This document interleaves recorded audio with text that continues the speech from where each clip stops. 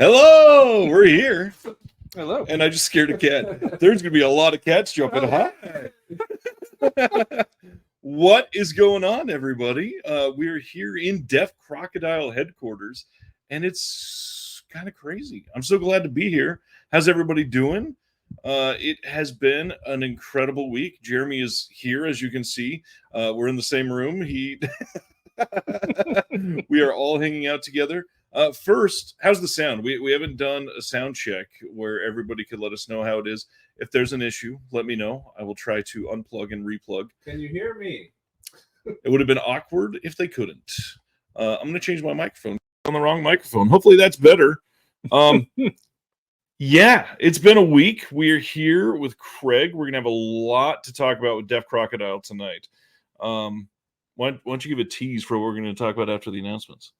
Over a dozen new title announcements. Over a dozen title announcements from Deaf Crocodile. Lots to cover tonight. First, Craig, how you been? All right. Just busy. Just very busy. Yeah, with a dozen titles to announce, as you can imagine, there's a lot to do. There is a lot to do, a lot to cover, a lot to discuss tonight, but because we are here live, Craig is taking the opportunity to say, let's reveal literally like the next year's worth of titles. There might be some extras thrown in later that we're not talking about tonight, but who knows? There is a ton of great things coming. We got a full artwork on a couple titles that is a exclusive reveal. We've got a bunch of cool stuff to talk about. Let's talk about recent pickups. Anything you got in recently? I'm obviously not in Missouri, so I can't share mine. This week, Criterion Risky Business showed up from Amazon in a Still need to order that. in a plain paper envelope with no packaging, no padding, like nothing. That's Amazon. It came completely unscathed though, so that's good. She just keeps hopping from camera to camera. Start of the show. And then the next day, Boy and the Heron showed up. Right. Steelbook, also from Amazon, but this time securely wrapped in like heavy wrinkly paper and in a box by itself. At least they did that for the Steelbook and not for the other one. Yeah. So both of them showed up undamaged, which surprised me. Ryan is asking, I didn't bring my recent pickups with me to California. I did not. Shame. And I've not picked up anything yet, although there's a couple things I'm bringing home that have been wonderful so far. One I will not reveal yet, but that's pretty great. Look at that. Thanks, Kyle. You're the best. I was shocked my Chinatown 4K came in one piece from Amazon. I'm just glad people are still getting that and it's gotten restocked. What about you, Jeremy? I know you got a lot of stuff shipping right now. You got anything that came in recently? Who's taking care of Cat Stevens and stuff? No, she loves it when we're gone. The longer I'm gone, the better. Yeah, I got. I went ahead and ordered the Love Lies Bleeding and Zone of Interest 4Ks from A24. I did some Kino shopping during the sale that's on its way here. I did some Arrow UK sale shopping, mostly their side labels, second run and third window. So I'm excited for those to get here.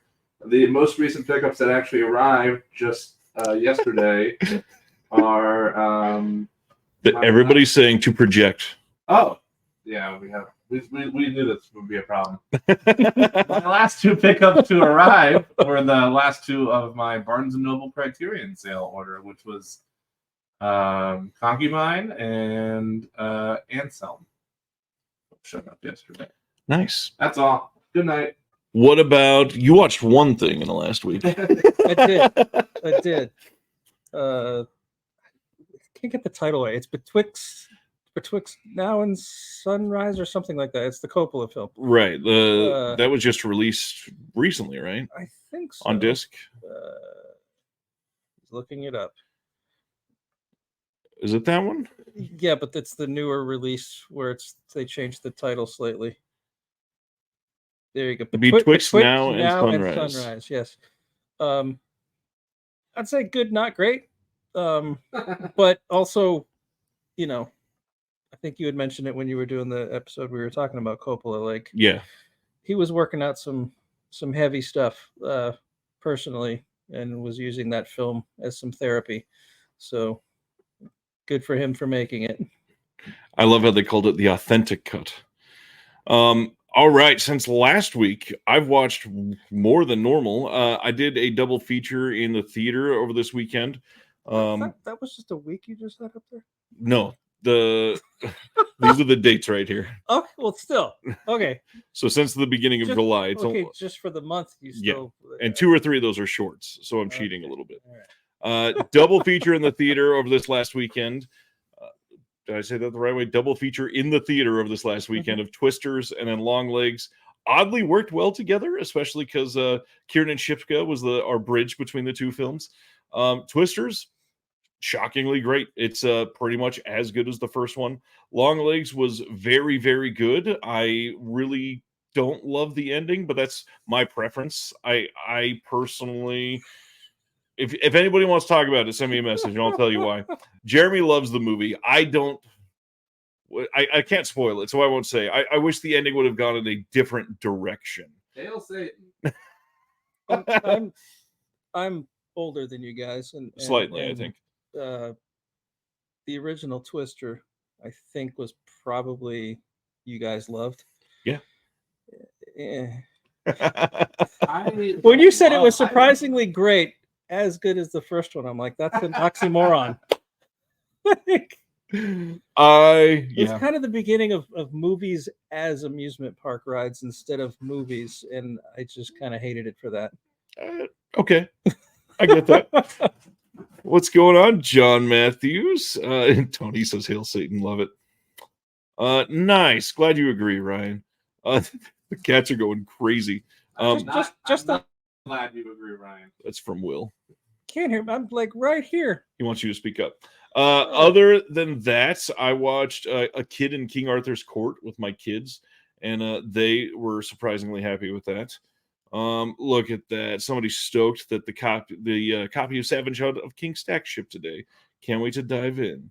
Very nice. I just got to see the packaging in person for the first time, and it looks amazing. It's really cool. Yeah. The fact that we're getting the other titles that are coming in that packaging, man, it's going to be a crazy year. I'm so excited.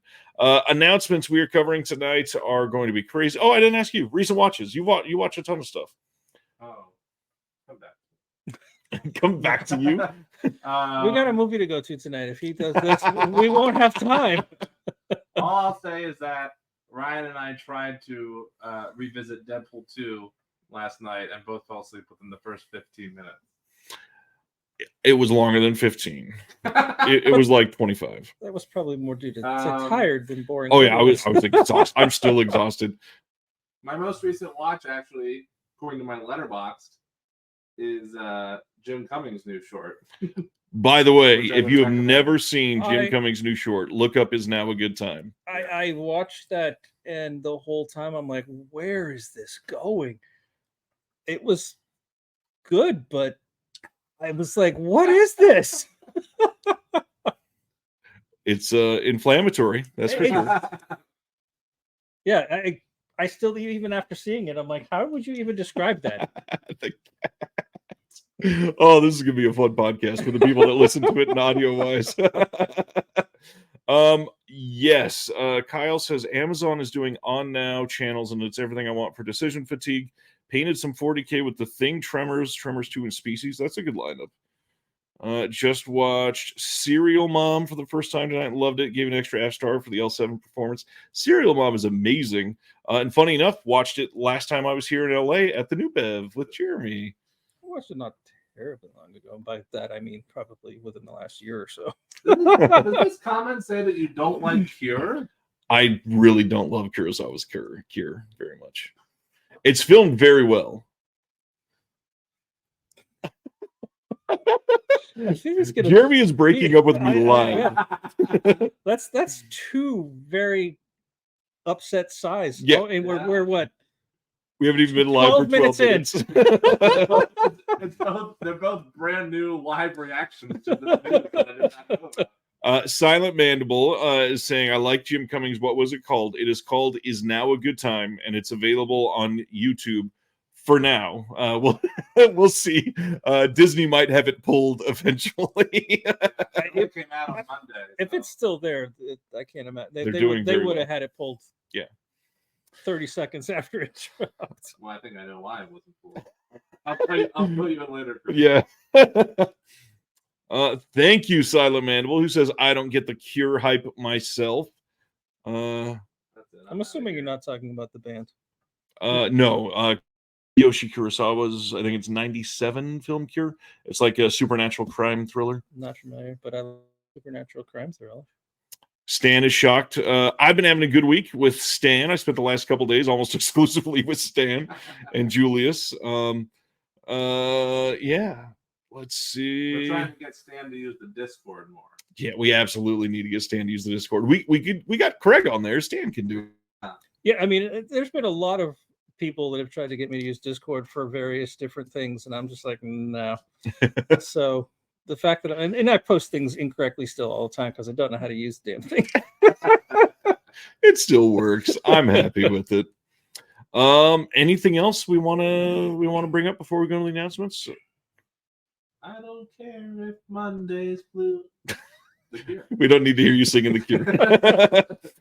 All right, Stan, if I can do it, you can do it. Let's jump into it then. Let me get rid of my wife texting me. Imprint titles are up first, and going right off the bat, is this the first title? Let me make sure. Yep, okay, this is the first title of the week. Roman Polanski box set coming on October 30th from Imprint in Australia. And this has Bitter Moon, Death in the Maiden, The Ninth Gate, and The Ninth Gate alone will have 2 discs. And then a bonus disc, the Roman Polanski documentary called Wanted and Desired. This has been a infamous announcement for people this week. And I say that as the dictionary definition of infamous because this has gotten a lot of clicks because of the wording used and then the documentary to be thrown in here. They said infamous director Roman Polanski directed these 3 films of seduction, betrayal, and revenge. And yeah, they probably could have worded that a little bit differently. And then the other... I don't understand what's wrong with that. By grammar definitions, there's nothing wrong about it. But when you're talking about entertainment and people are like infamous director Lucio Fulci, those aren't the same things. And then the documentary on here is one that examined the public scandal and private tragedy, which led to Roman Polanski's sudden flight from the U.S. How do you feel about Polanski? Personally, don't like as a close friend. I'm just kidding. Scandal. I'll just leave it at he's made some amazing films. I would agree with that. Yeah, this looks like a solid box set. I'm glad. I don't know if those are some of them, but he has made some amazing films. I'm glad that these are coming out, especially Bitter Moon. I know this needs a better release. We got a couple new interviews, some commentaries, new special features that haven't been announced yet, some visual essays. There's a lot coming on here. I'm glad that they're putting the time and desire into this to release it in a big way. I kind of wish that they had Troy Howarth on there. He is a big fan of Polanski, and I feel like he would have done well. That's that one, but Imprint has a pretty huge month. So next up is Death Valley, and I don't remember if I said it. These are all coming on October 30th. This is going to have an audio commentary by the director. That's archival. A new visual essay by Jarrett Gahan. YouTube's okay with you showing that image? Which one? Is there something wrong with it? I'm jesting, but it looks inappropriate. That's all. Okay. We've got a new interview with the composer, and that is that. This also had a Scream Factory release in the U.S. Any new bonus features, Brian? I already said those. I rudely interrupted.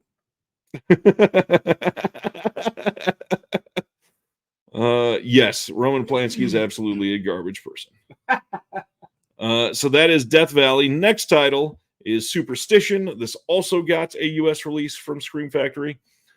This one is going to be having a new audio commentary by Justin Kurzweil.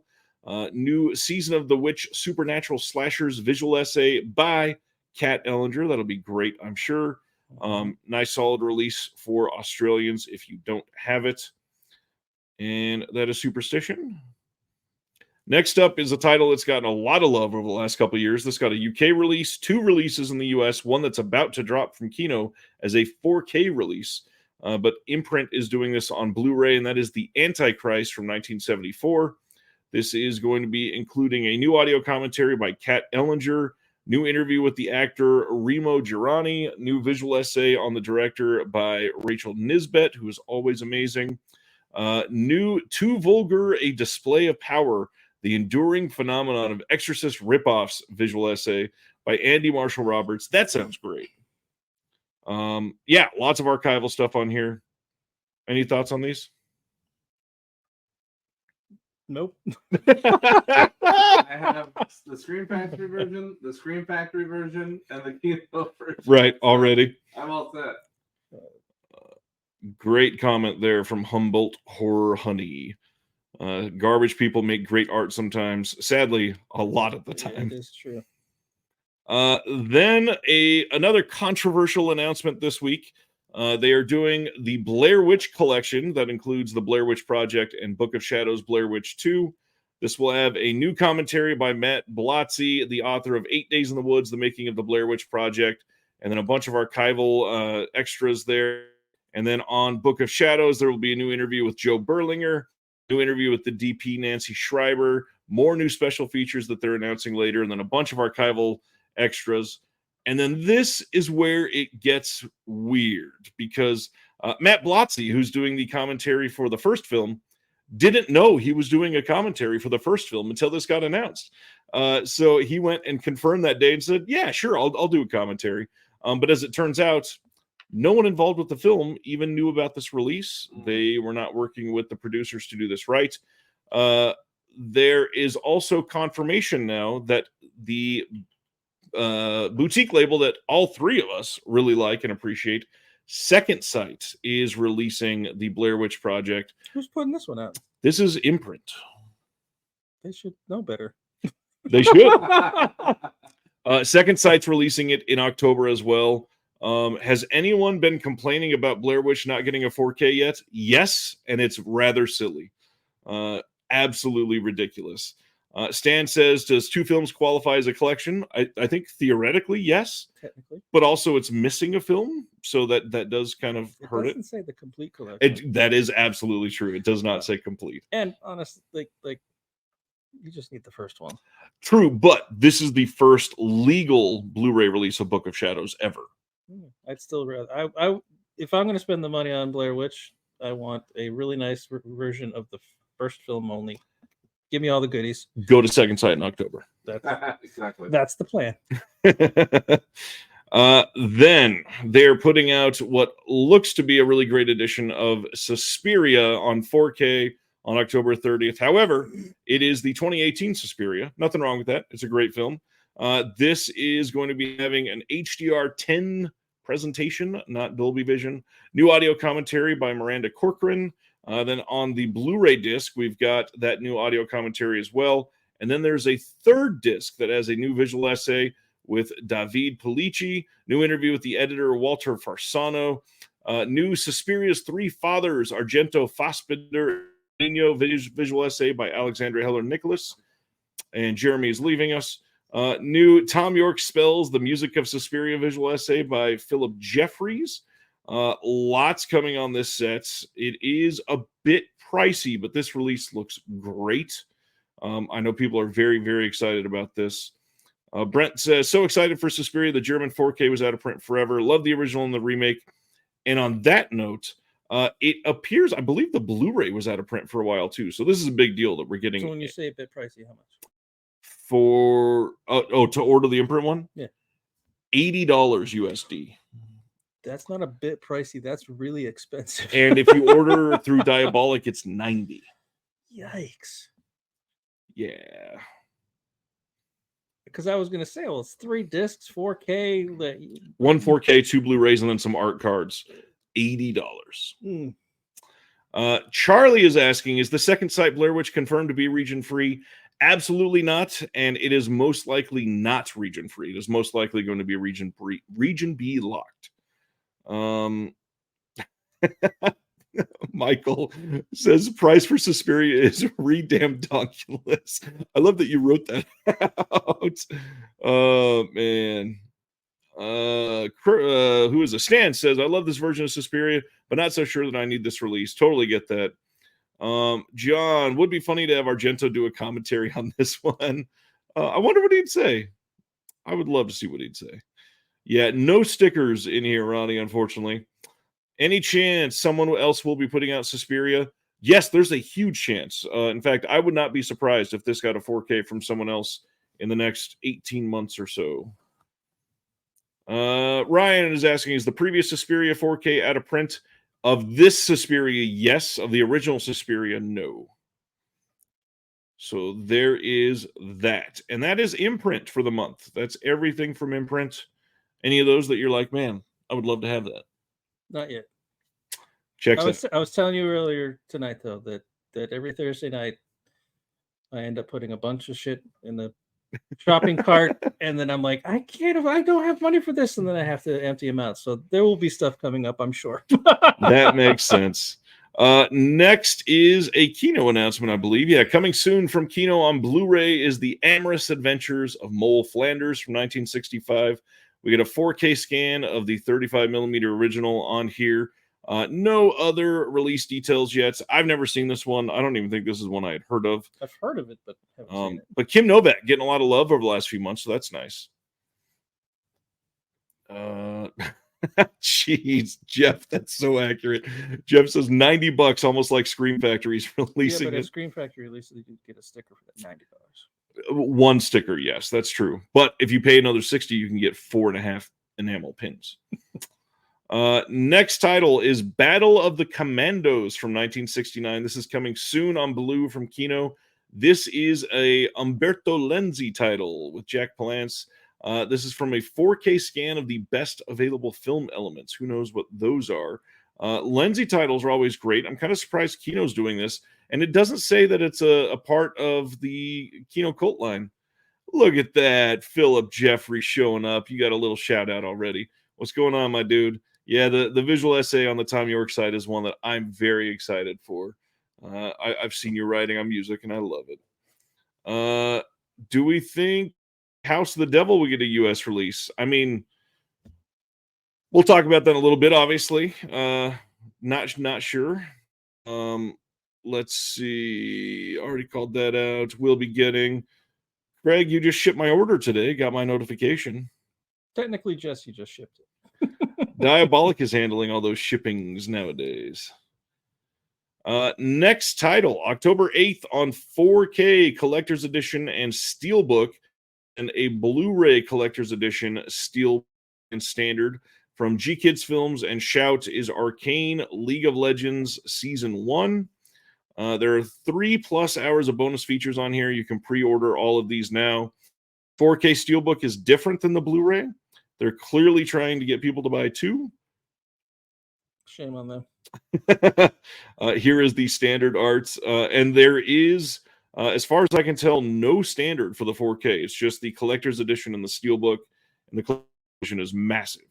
So if you are into that, I'm sure a lot of people are excited about this one. I've never watched it, and I don't think Craig has either. I'm sorry. I'm looking at the comments. Yeah, I planned on not calling out any of those comments. Maybe this one. Michael wants to know if the cat killed Jeremy. I don't think so, although both of them are missing. So, what's those chomping sounds? Next title, Filmmasters doing their archive collection with It's Love Again from 1936, getting a Jesse Matthews title on HD. I think this is the first one to hit HD home video release, which is pretty well. Have a good night there, Philip. Silent Mandible. Oh, man. Yeah, this is pretty cool. This is coming out. I'm assuming that's original artwork. It's a nice Yes. nice use of it.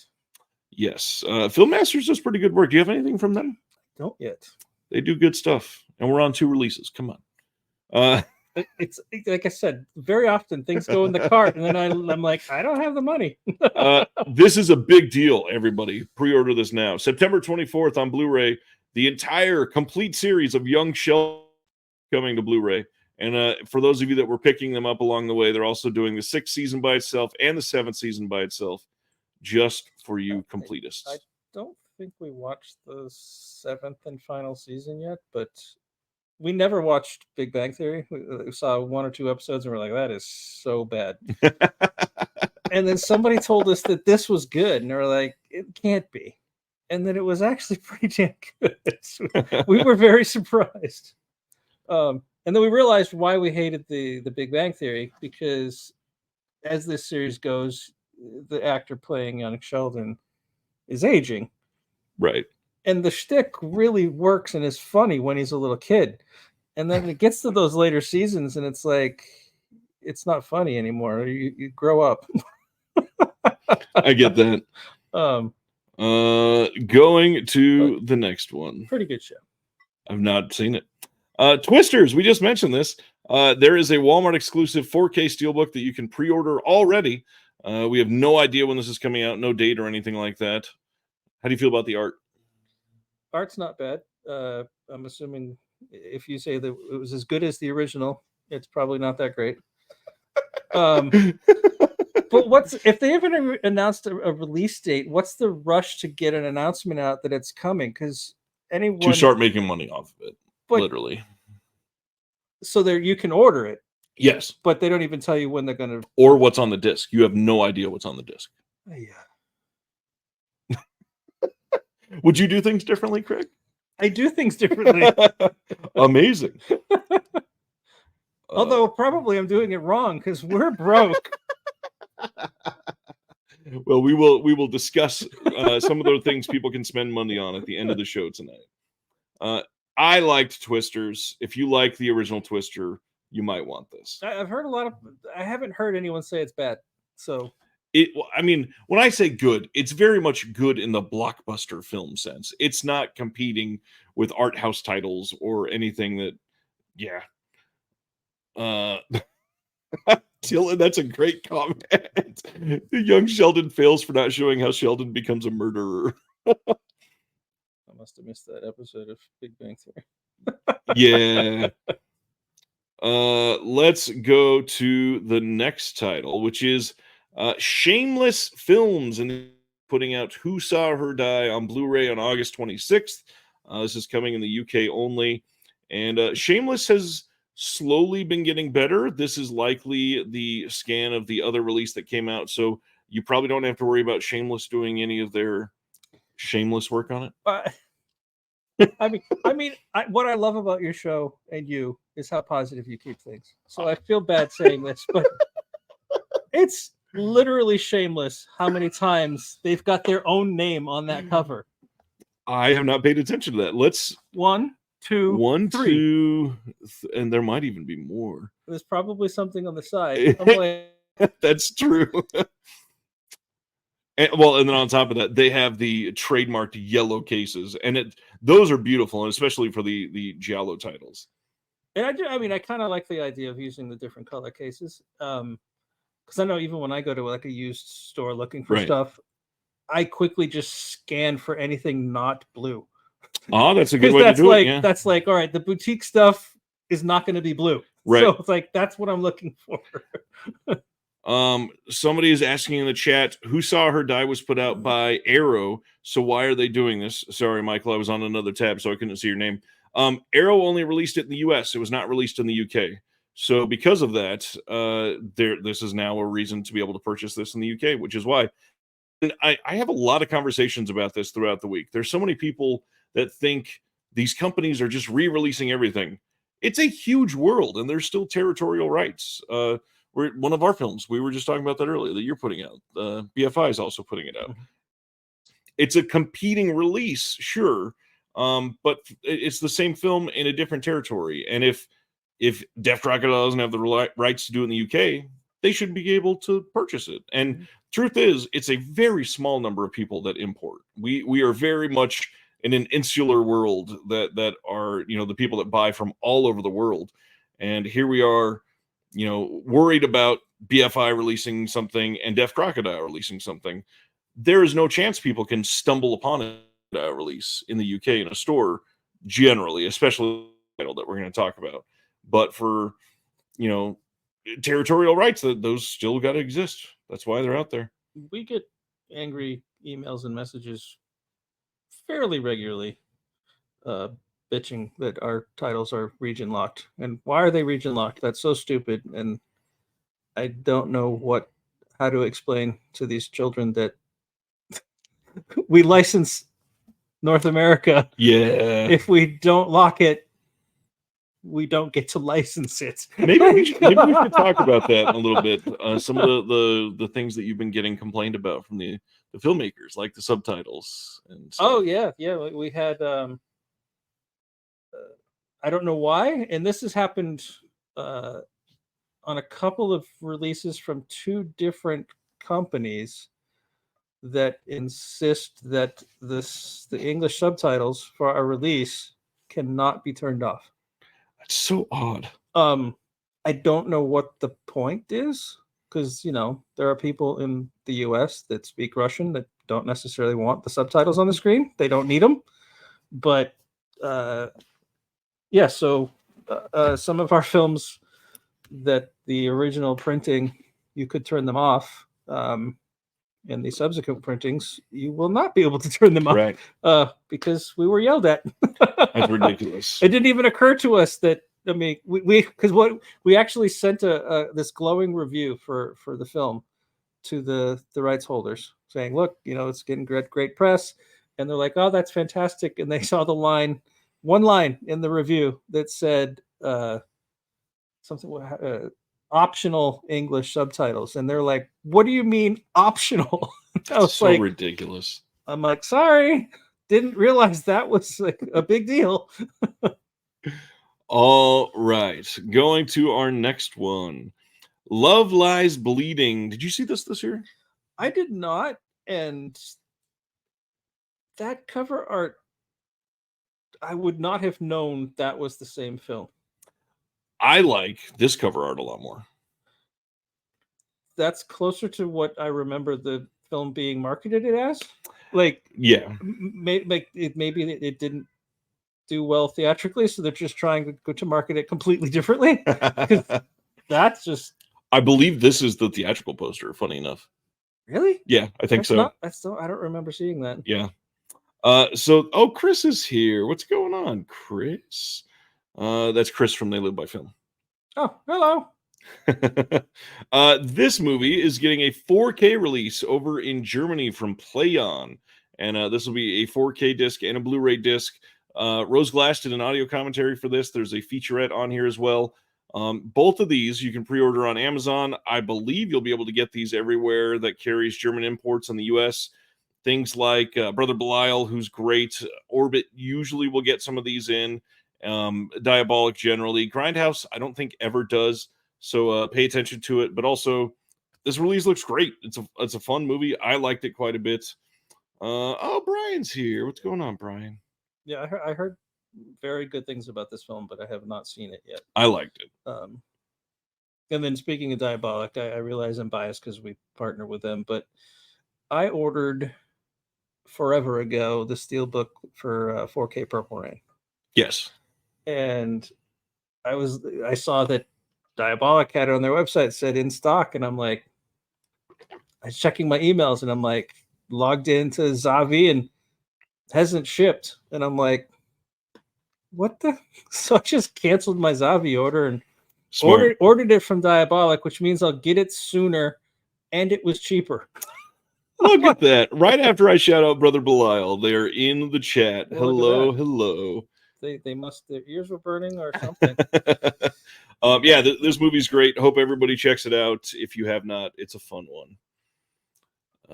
Coming up next, Castlevania Nocturne, the complete first season from 2023.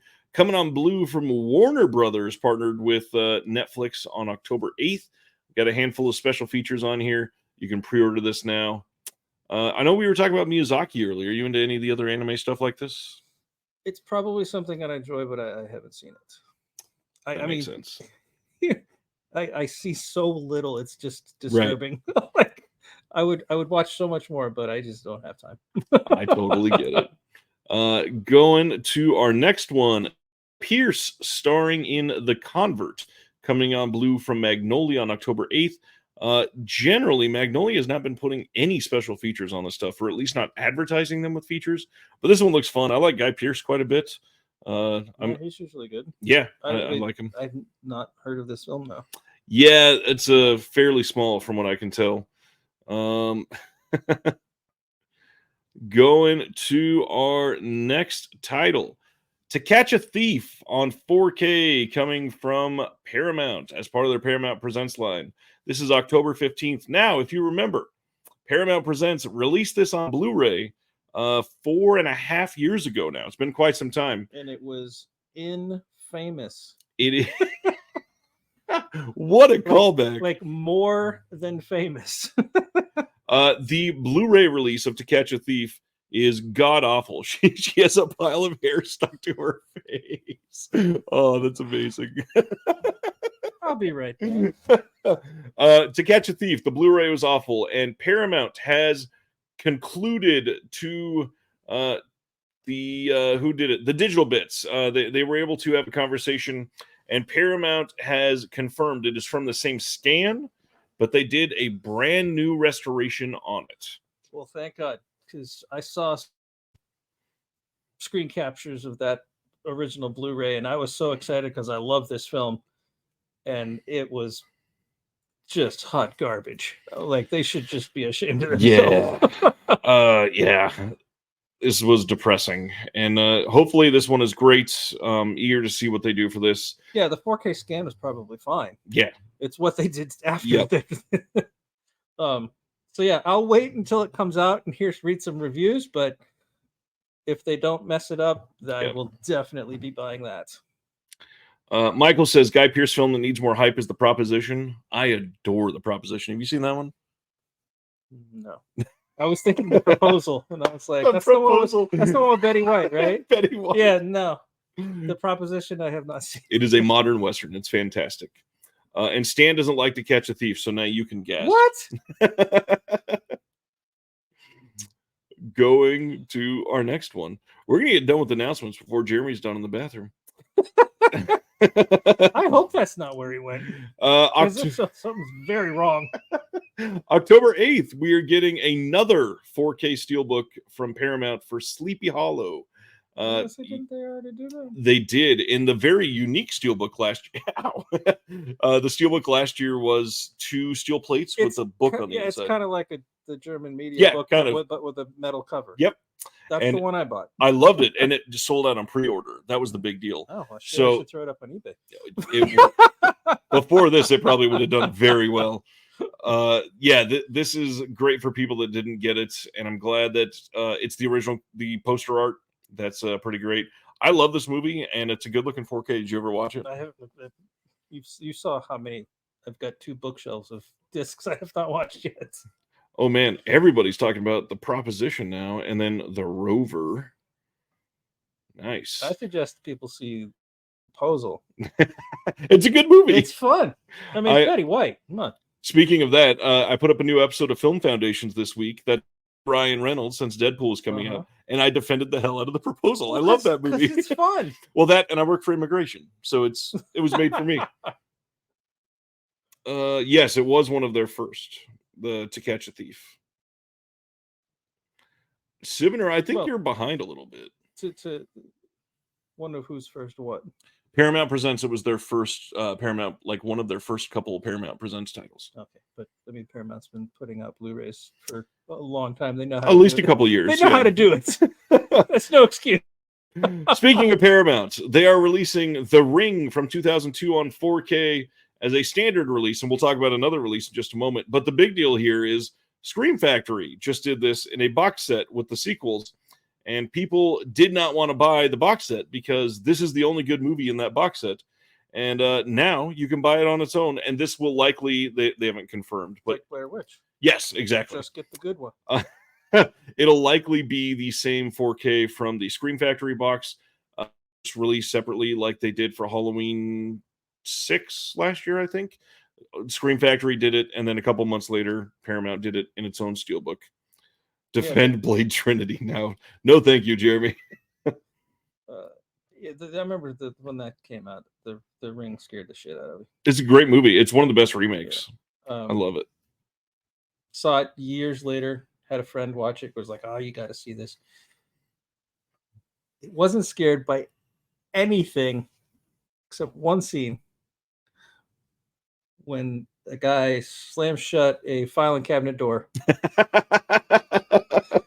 He nearly fell off the couch, and I'm like, "That's what scared you." That's great. Knowing you know what's so really terrifying? Look at this art. It looks like they pulled it from a PlayStation 1 graphic. Maybe. And superimposed it on here. I am so confused at how poor that looks. The execution may be sketch, but the design is actually quite good. Yeah, it's a good idea. Yeah. I would rather have that than some of the things that are done exactly the way they wanted to, and it's just bad, embarrassing. Right. That's a good point. We'll come back to the Ring in just a moment, but first, second run UK, one of the best. I love these guys. They are putting out a Blu-ray on September 3rd of Pharaoh from 1966. Do you know this one? I do. I'm a little torn as to what I should say about this.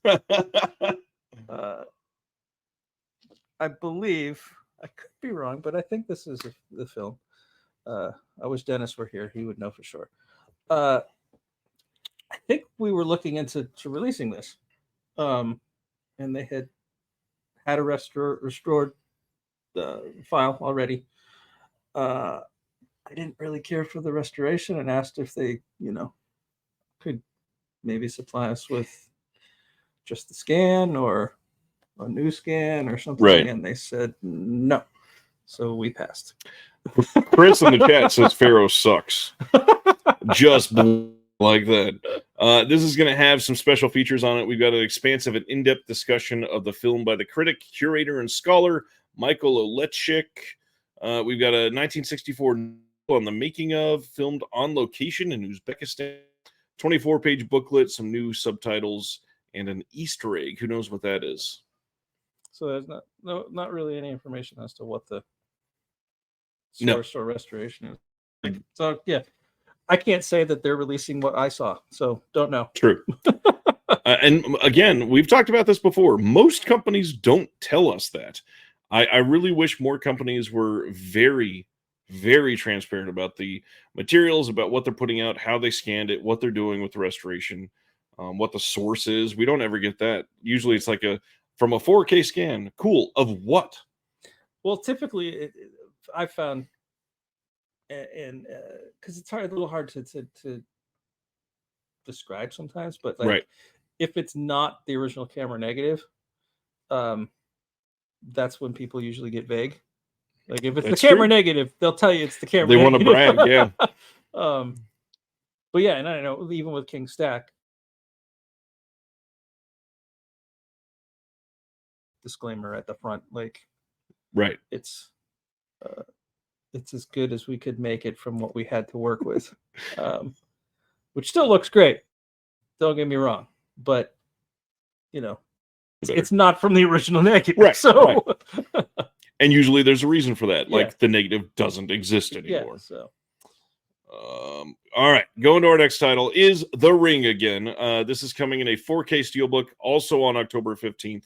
And funny enough, this was released last year the exact same way, but with a Blu-ray disc. And instead of this weird The Ring slipcover, it was a videotape. So now the only way to tell apart the 4K steelbook and the Blu-ray steelbook is the cover on the outside. I like the design of it, but it is slightly weird that they would do the exact same one. So this is a steelbook with a slipcover. Yes. That is very much a thing. Okay. Lionsgate is doing it for. Can we get an Obi ring or a J card to go with that as well? I mean, probably Maybe both. an Obi card. Oh yeah, at the top, and then the J card that comes up around the bottom, over the slip cover that's covering to protect the steel book. Can we call it a Joby? There you go. All right. Trademarked, by the way. Craig and I, that's our idea. Speaking of Lionsgate, I just said this. Lionsgate putting out a 4K steelbook of Wind River. Have you seen Wind River? No. Jeremy Renner? This is a great movie. I love this movie. This is a Taylor Sheridan film starring Jeremy Renner, Elizabeth Olsen. John Bernthal plays a really great part in this film. This is the first time the film has been on 4K.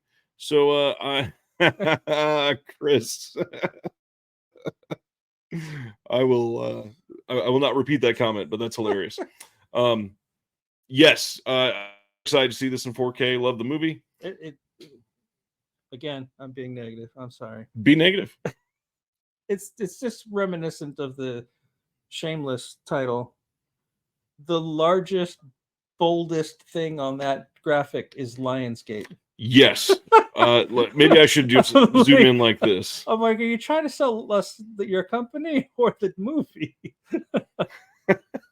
Because that's actually nice artwork. It is, yeah.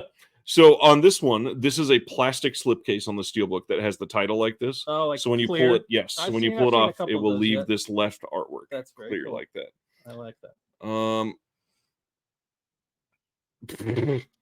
That's a long comment from Christopher. Imprint, Arrow, Umbrella, Kino, VS, Severin, Scream Factory, Deaf Crocodile, Second Sight, 88 Films, Eureka, Paramount, Sony, Fun City, Radiance, Vestron, MVD, Blue Underground. The list goes on. All these companies are going to drive me to be homeless. Well, good luck, Chris. You can live in the store.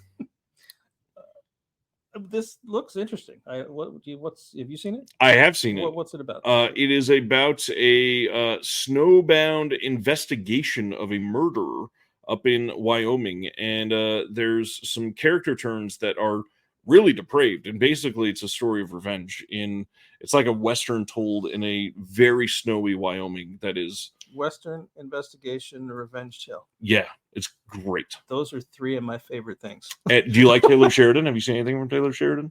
He's the Yellowstone guy, then he did what is the name of the title that he did with Chris Pine?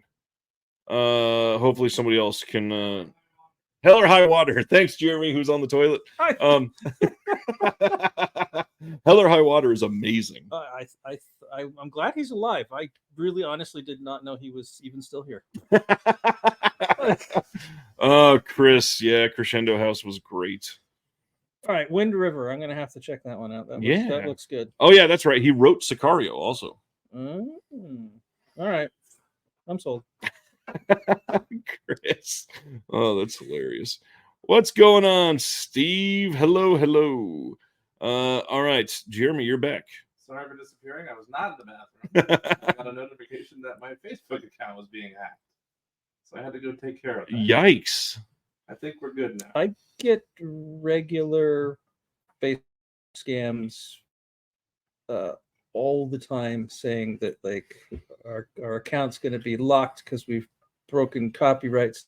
All scams. And I get at least a week. Jeez. It's really annoying. This is one where it actually locked me. Somebody sent me a text being like, "This is not you, right?" And then I that's not tried to log in and it said I was locked, so I had to authenticate my. Look at the comment. Oh, me too, Chris. I think we got it all sorted out. Sorry for disappearing. Next title, Eureka, out of nowhere, kind of announced that they were putting this film, Future Cops, from 1993. This is a website exclusive from Eureka. You can only buy this from them, limited to 1,000 different copies. And the reason they did this is presented from a studio-supplied HD transfer, and they had no involvement in restoring it. So basically, they said, the master is below our level of quality that we would normally expect. Despite our efforts, the studio would not allow us to restore this at all, as this may be the last opportunity for this to ever get a physical media release in the UK. We have decided to proceed, but on a very limited number and as a Eureka store exclusive. So highly recommend people check this out. I've not seen this yet, but all of the people that I trust for films like this rave about this. This was inspired by Street Fighter 2 and actually beat the Street Fighter film to the theater. So this was the first film that we got that was about that sort of thing. We've got a new commentary by Frank Jang and F.J. DeSanto, new commentary by Mike Leader and Arna Venema, new documentary by Crazy from Kong. And what's crazy is all of these people, except for FJ, have been on my channel. They're all great. And I will say right now, I've already recorded, I can't speak, a new interview with Frank Jang should be up soon, but we're waiting for a title to be announced that Frank and I worked on. Very excited to share about it, but this looks great. I hope people are excited. And yeah. I quite often think Stan and I share a brain. Because I was literally thinking the same thing. I love it. I kept going back and forth. I'm like, that's really cool. I'm like, no, it's not. It's really cool. I'm like, not. Like, now I like it. I'm gonna settle on I like it. For all the dum-dums watching like me, when it's Eureka site exclusive, does that mean even Orbit and the only place you can purchase it from is the Eureka website. That's literally what that means. Yes.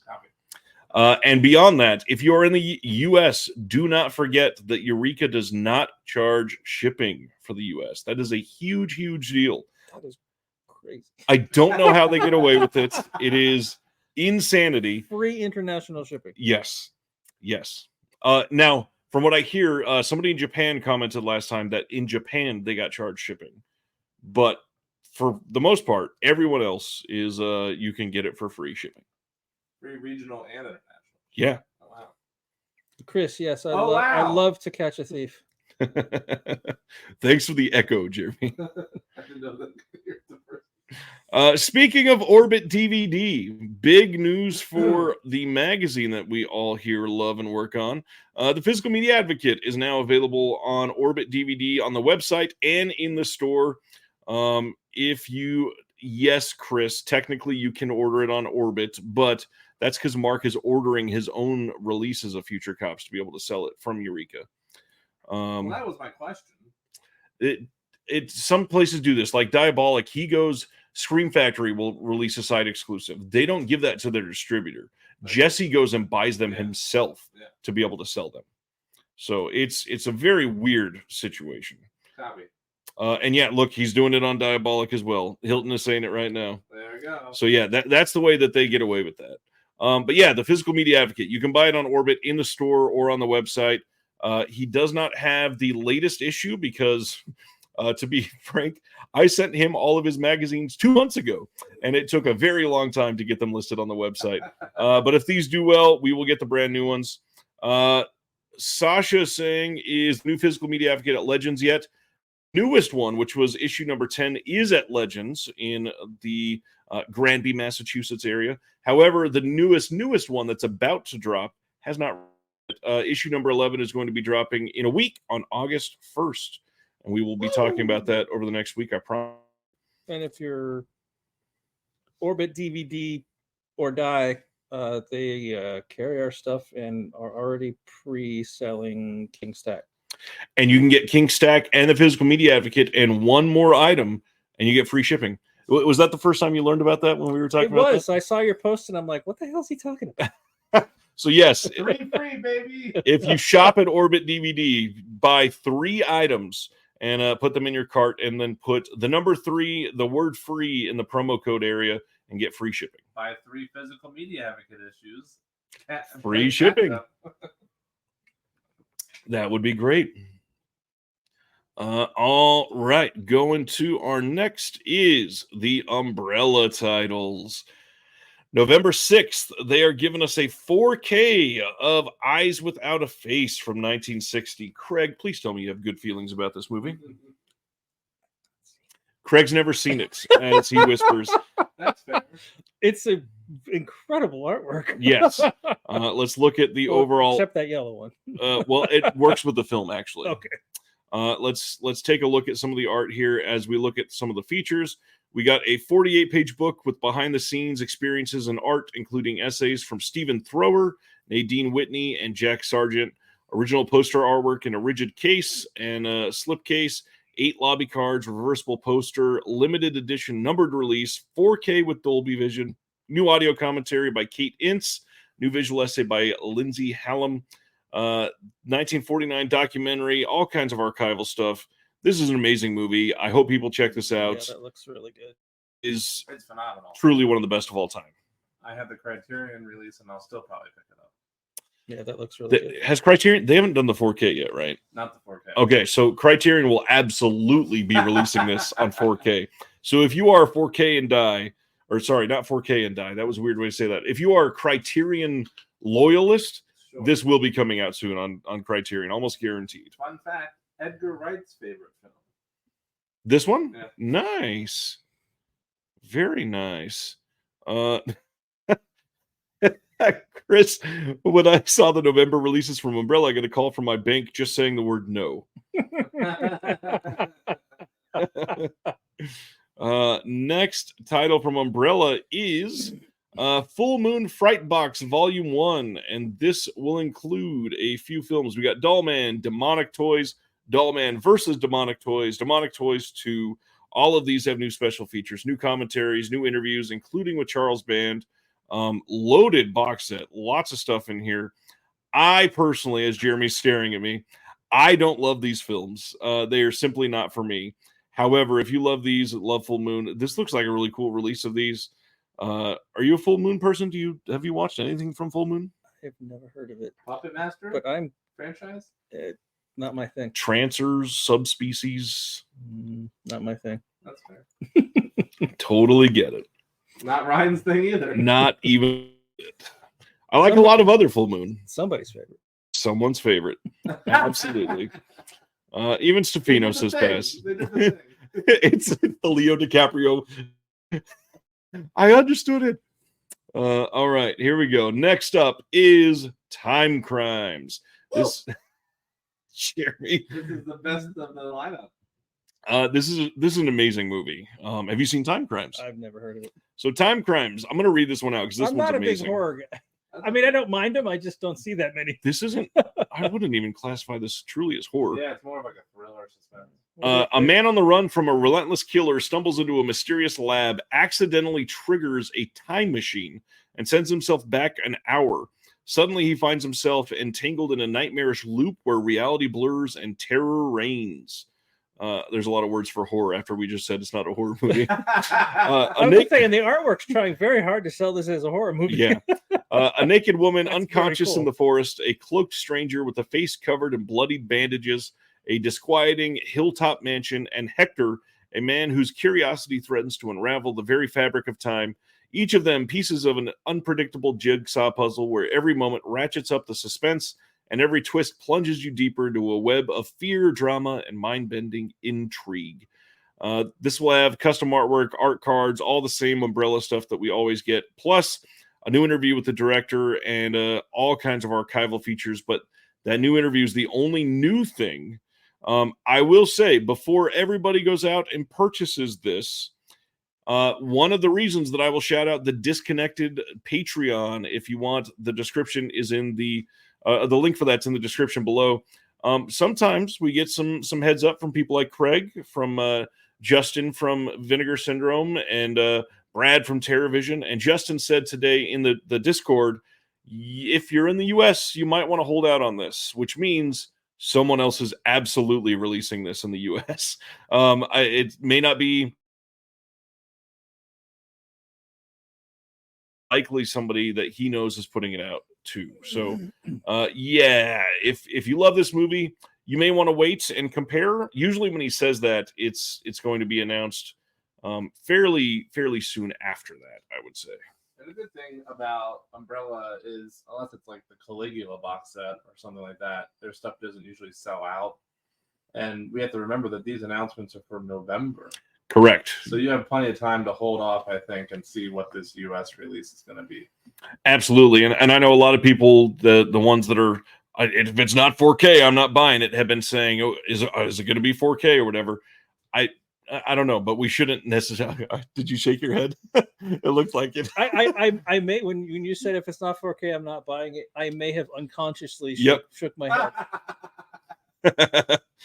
If you want more warnings like that, please check out the Discord through the Patreon in the link in the description. I would agree with Erica here. I'd call it a sci-fi movie before calling it horror, but I love it. It is genuinely a like close to masterpiece. It looks interesting. Yeah, I love this movie. You would love it, Craig. That standard wrap cover is fantastic. Yeah, I do like that a lot. I might get this release and the U.S. release. It's a phenomenal film. Why did Sibner say, "What am I doing"? I'm talking. I'm on the show. I think it was the way you were moving, and he couldn't tell what you were doing because it looked awkward. That's just me. I'm just living, baby. Next is The House of the Devil. Earlier I said we would talk about this soon.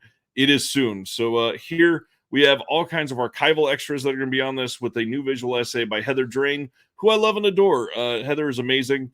That being said, the odds, in my opinion, I have no insider news on this or anything, but Ty West is huge right now. I imagine this is likely coming from someone else soon. And this is not like a really great, not a really great release. All of the archival features are here, but there's only one new thing, and it's not even anybody involved in the film. I figure at least a couple would love to talk about it.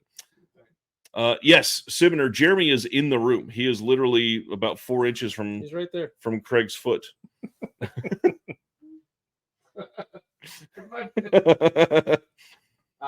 Yeah, the setup this is the setup. Yeah. Have you seen this one? I don't think so. I have not. What about? I know you've seen it. Now, this is horror for sure. How do you feel about this movie? I actually really like this. To the X-Pearl vaccine franchise, this was my favorite Ty West. Same.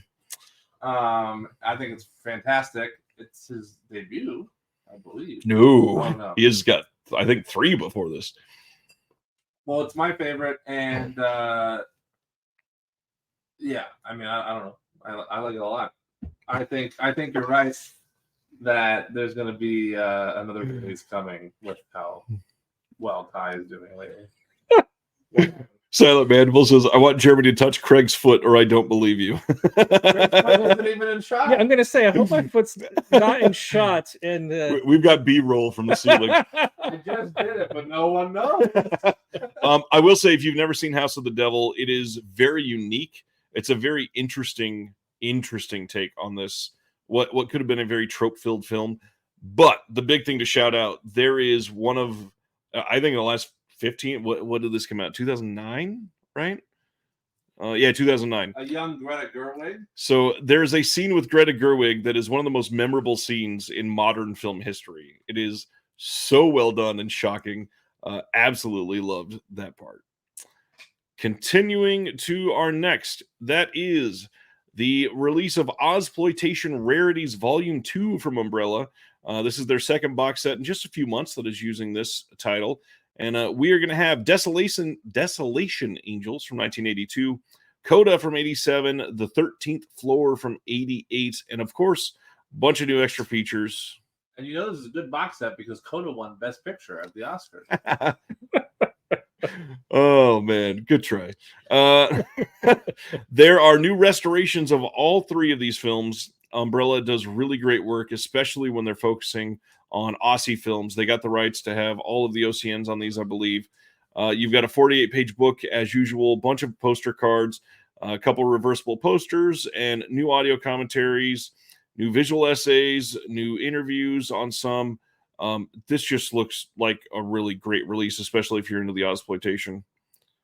What about you? Any Ozploitation? Anything you're into on that side? I feel bad, but every time you turn to me and be like, how about you? I'm like, oh. I haven't seen them. Why are we here? I'm just kidding. Couch says this looks awesome.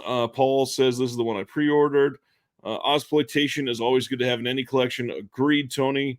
Now I know how Aussies feel when you look at VS releases and realize what the shipping will be.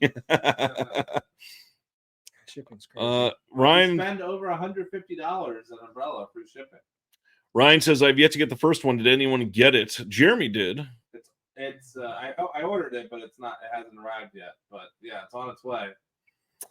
I understand why all these places offer the free shipping if you order yada yada, but I mean, knowing how much shipping costs, Right. I almost feel bad taking advantage of it. Like that is taking a giant chunk out of their profits. It's true. They literally lose money on that shipping. Yeah. All right. Next up, Let Him Go from 2020 coming on 4K on August 20th from Universal. This one I feel like you might have seen. Did you see Let Him Go? Probably not. Craig is tired. I shouldn't be. How are you gonna make it through Deadpool? I know. Espresso machine. I'm a Kevin Costner fan. There's two of us. I've never heard of this. I've never seen it either. It's supposed to be amazing. 4 years ago. What? How? Like, Yeah, it's supposed to be I have incredible. seen it. what haven't you I seen? wouldn't use the word amazing, but it was good.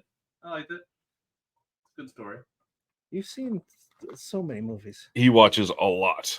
I kind of feel like it's at this point I'm just gonna have to have stuff playing in the background while I'm working. I don't like watching stuff when I'm not watching it, Same. but Yeah, me too. it's that or I don't see anything at this point. So Right. Just to prove Jeremy's in the same room. Did it show up? I think so. That was fun. All right, going to our next one. We only got a few left. The Beast Within coming on Blu-ray on October 22nd from Wellgo. This is starring Kit Harington and has not even started playing in theaters yet. Comes out tomorrow, and yet you can already pre-order this to be released on October 22nd.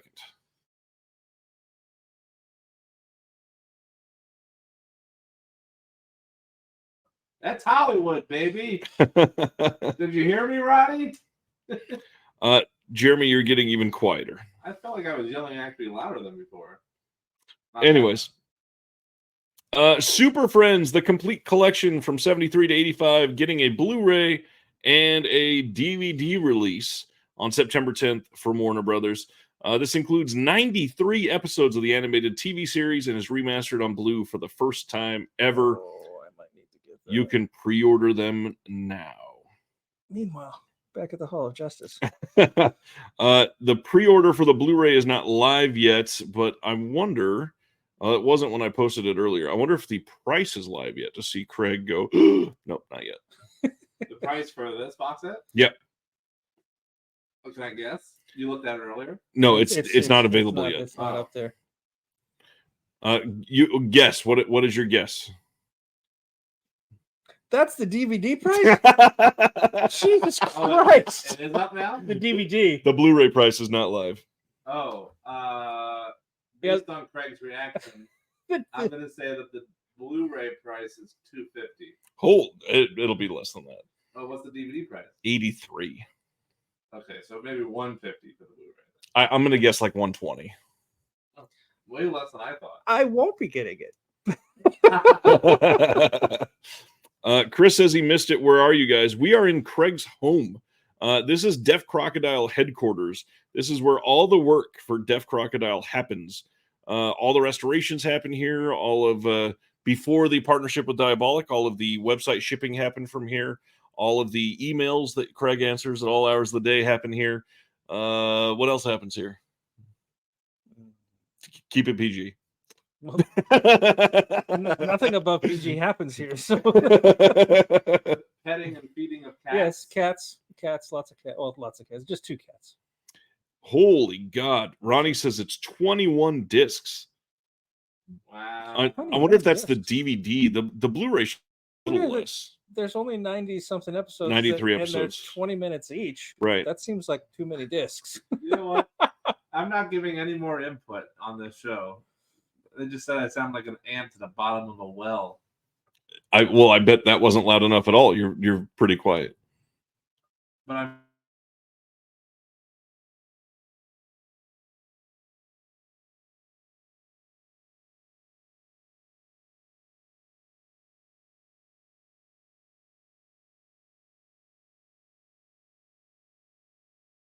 I just clicked off. Let's go to the next one. An Evening with Kevin Smith is coming to Blu-ray September 10th. And if you've never watched these are actually really, really great. The Evening with Kevin Smith films, if you want to call them that, are probably more entertaining than any of the films Kevin Smith has made. And I like his movies. Right. But the dude just standing there talking and telling stories is so goddamn entertaining. Yep. It's pretty great. I can't wait to own this. Sony's putting it out. It should look decent. Not much else to say. I love his films. Unlike Craig. That was not a slam. I was saying I like his films. These are amazing. Yeah, Like, I love all three. I have all three on DVD. Looking forward to upgrading this one to Blu-ray. I hope the other two come out eventually. I'm assuming I must have streamed them because I don't think I bought the DVDs, but I've seen all three. And it was first introduced to me because when I was at IMAX, a coworker came up to me and they're like, "Have you seen An Evening with Kevin Smith?" I'm like, "No, what's that?" And he's like, "Oh, you got to see it. He's got this whole story about Prince. You need to see it." So that's all I needed to hear. And that documentary has still not come out. Craig is having an evening with Jeremy Long tonight. Oh God, what's being commented? They said screw An Evening with Kevin Smith. We want An Evening with Jeremy Long. Also, I'd just like to address Stefano's comment, which is that, like his films or not like his films, I think the last thing you could say about Kevin Smith is that he's a douche. He's literally like one of the nicest. To be fair, though, he's human, and everybody's had a bad day. I know there's a lot of times people get a read on somebody from one interaction, and it just tanks your feeling about somebody. Yeah. I mean, just, God, listen to 6 episodes of Batman on Batman. Like, can hardly get through an episode without crying. Like, he seems like a genuinely nice guy. I got to see he and Stan Lee, and I don't know if Joe Quesada was there as well, at UCLA speaking, and that was amazing.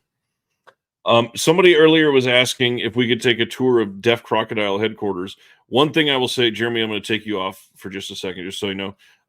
The best part of this room is we were sitting in front of the original Pied Piper painting by Dave McKean, and that is incredible. I just wanted to shout that out because it's amazing. Let's bring Jeremy back. I could go live on my phone, and then we could do it for. You're welcome to do it. There is very little to see. These are hard drives. Thank you for watching. All right, so that's Kevin Smith. Next one, Burn Witch Burn, also known as the alternate artwork here, Night of the Eagle, coming on September 17th on Blue from Kino. This was previously released by Imprint. Yes. I've actually seen this one. Yeah! I haven't. It's good. Good. And it's not what you'd expect, especially based on that title. Yeah, they're leaning into you believing that it's very scary and all that. It's good. It's what was the other title? Something Eagle. Night of the Eagle. Yeah, Night of the Eagle. Neither of the titles make a lot of sense. Burn Witch Burn probably makes a little more sense based on the story, but it's very good. I enjoyed it. New audio commentary on this by Tim Lucas, and then some archival extras on here as well. Glad this is coming out. You also have both versions of the film, the US Burn Witch Burn and the UK Night of the Eagle version. They're using seamless branching for that, so it should look great. And it was previously out of print from Kino. This is true. And yeah, gotta love a movie that tells you not to watch it. The taglines here are wild. The one on the Night of the Eagle, don't see this picture unless you can withstand the emotional shock of a lifetime. Oh man, marketing like crazy. It's good. Go see it. Michael Smith buy it. asking you, Craig, is there any chance of getting a slip for Pied Piper in the future, like another slip? Their slip, probably not. A future release of Pied Piper, most definitely yes. There's still quite a few of the standard editions left, so we're just working on getting some of the our previous titles reprinted as they're running out, and so that Pied Piper won't be in that first batch. We've actually got some other plans for Pied Piper, because the reprints right now, our plan, our hope is for when we reprint the title to get a new slipcover that would be very limited, like 200, but maybe 300 slips. That's it. Wow. And it's because we need. Hopefully, people will buy those, and that would cover the cost of getting them reprinted. Right. So, yeah, we want to keep it limited because we know there's only so many of you going to buy this stuff, and this is so. So it's possible. Prints will be in the new Scanavo, the full Criterion style cases. They'll have the new layout, the back layout. It's much easier to read. So that's what will be like. Pied Piper might not go that route. We're hoping to do something else. We'll see. Interesting.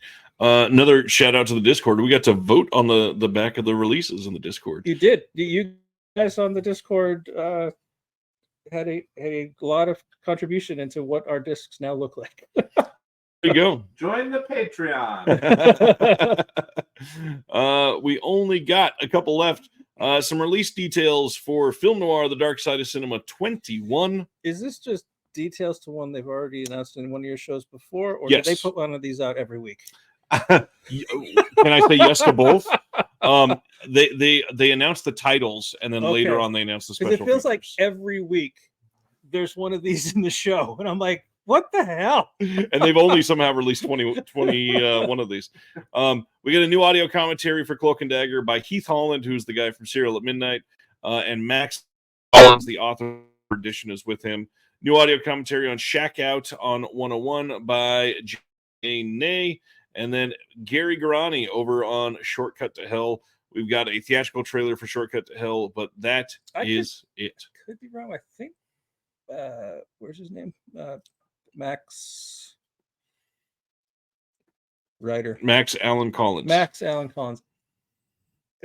He wrote Batman for a while, did he not?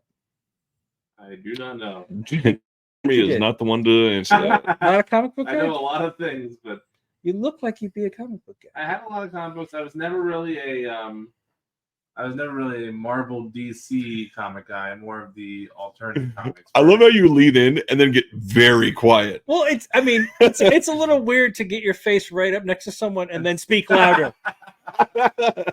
Vertigo. So I understand, Jeremy. Vertigo, Dark Horse, that kind of. You have some of those on your shelf over here. I do. But that was always more my cup of tea, comic wise.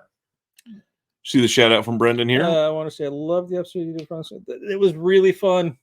Hopefully we can do it again. We did talk to them about some of our releases coming up that definitely fell well under their threshold. Yeah. All right, going to our next one. Hey, that's me. That was you. I have to see this. It's really good. Thelma from this year coming to Blu-ray from Magnolia on October 8th. No idea on special features yet, but it's Magnolia, so probably not much of anything. The video interviews with that woman. I want the full commentary with that woman. Like she's the best. I just saw a trailer and I'm like, I really, really want to see this. Well, and she was just, I think this week or maybe late last week, she was just on After Midnight. Yeah, the show that I went to the live taping last night. I need to see this. June was? Yeah, June Squibb live on After Midnight. Yeah, I gotta watch that one. That's the old man. Next, Studio Canal is part of their Vintage Classics line, putting out Cage of Gold. This is from 1950. It's a British drama from Ealing Studios, directed by Basil Dearden, starring Gene Simmons, David Farrar, and James Donald. A young bride believes her husband has been killed. After a suitable period of mourning, she remarries, but then her dead husband comes back and tries to extort money from her. We got a new Liz Tregenza on dress designer Frederick Stark behind the scenes, and it's a brand new 4K restoration of the film. I'm wondering if Stan is also feeling, do I love this or do I hate that cover artwork? Because I'm going back and forth again. Stan, Craig is calling on you. How do you feel about this cover art? Craig wants to know. How do I feel about this cover artwork? Well, I'm a big fan of Kiss, so. What? Because her name Gene is Simmons. But yeah.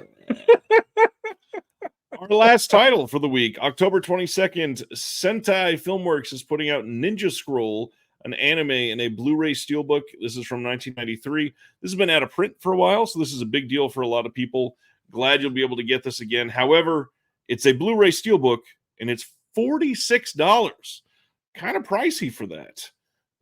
It's a lot. If you're into it, I would say check it out, but hopefully it's also available from other places as well. yes, When I've bought steelbooks in the past, it was for prices half that. Right, especially when it's a Blu-ray. Yeah. We must have talked about this while my Facebook was getting hacked. But Suspiria from Imprint. Yes. We did talk about the ridiculous Very price. expensive. It is very expensive. For one film on 4K. I think Redonkulous was Redamned. Redamnedonkulous is what it was. Stan says I use warming up to that cover. Okay. Steven is catching up. Nice. All in until I heard the price. Yeah, 46 is a lot for this. And that's the street price. That is, you can pre-order this right now from Sentai for $46. So what are they suggesting the MSRP? Probably like 60. $60. Something like that. I don't know if they list an MSRP. Let me see. You can get the out of print version for nothing but Actually, it's probably a lot more than that. Yeah. There you go. Retail is $70. $70. And this isn't even including shipping or anything. That's out a of their lot. goddamn minds. I'm sorry, but that's crazy. Yeah, that's a hell of a lot. But that's the announcements for the week. That's it. As usual, after that, we go over the titles coming out next week in case you forgot or need to remember them. Because because not even 8:00 yet. That was fast. well, we got a lot to cover for you. Plus, you also you kept turning to me. I was like, I don't know. And with my account getting hacked, I wasn't interrupting. There you go. That's a good call. Because it's the last Tuesday of the month coming next week. You got all the Vinegar Syndrome stuff, so I'm going to gloss over those because we've talked about those to death. Arrow, the Man from U.N.C.L.E. 4K drops next week. Yeah, Sony's The Lady from Shanghai 4K. No Way Out 4K from Kino. Election 4K from Paramount. Beijing Watermelon was a OCN title, so I should have skipped over that. Danza Macabre Volume 3 getting its wide release next week. The First Omen dropping. I still need to watch that one. Ted Lasso, the complete series coming out on Blue. House of Gucci 4K from Shout Factory. Run Lola Run 4K getting its standalone 4K release. Scooby-Doo and the Witch's what now? I forgot. And the Witch's Ghost and Scooby-Doo and the Alien Invaders. That double feature from Warner Archive dropping next week. In and Out 4K from Kino. Bawana Devil 3D from Kino and the 3D Film Archive. Hopefully, Houses of Doom is shipping from Cauldron soon. They did say they are getting closer and closer. 18 Years in Prison from Radiance. Northwest Passage from Warner Archive. Redline 7000, another Peckinpah title from Arrow. Sting from Wellgo USA. I know we got a little picture here that says I Saw the TV Glow is releasing next week. It is not. That was not ever actually announced. There's no release known to come out yet. I imagine pretty soon that will get an A24 exclusive release. It's probably not big enough to get a standalone. When I saw that, I was like, huh? I didn't know about that. Yeah. Exactly what you're saying. Best movie of the year, though, so far. Yeah, Sam Peckinpah film coming out is always good. I haven't seen that one, but I don't think I've seen a film of his yet I didn't like. We saw it on the shelf today over at Videotech, and I was with Howard S. Berger, and he said, oh, it's here, and he worked on it quite a bit, so he was glad to see it. Twisted, coming from Kino, the Nico Masterakis collection from Arrow. Focus 4K coming out. Sherlock Holmes and the Deadly Necklace getting a standalone from Severin. Christopher Lee. Yep. That was a part of one of the Christopher Lee box sets. Can't Stop the Music 4K from Kino. Idiot's Delight from Warner Archive, Chow Pantine from Radiance, Harem Scarum from Warner Archive, Cocaine Fiends, the next Kino, what are these called? The Forbidden Fruit line, that's what it is, coming next week. Maria True Story from Warner Archive. This is a lot of titles for a final Tuesday of a month. War of the Buttons from Warner Archive. The Stars Fell on Henrietta from Warner Archive. Ollie G into House. I know Jeremy's excited for that one, coming from Shout Factory.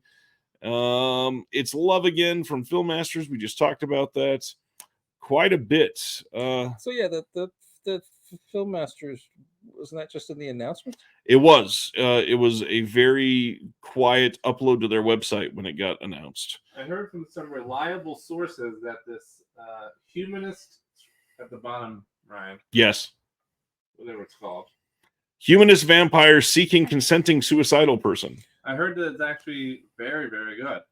And it's kind of flying under a lot of people's radars. I kind of heard that too. Yeah.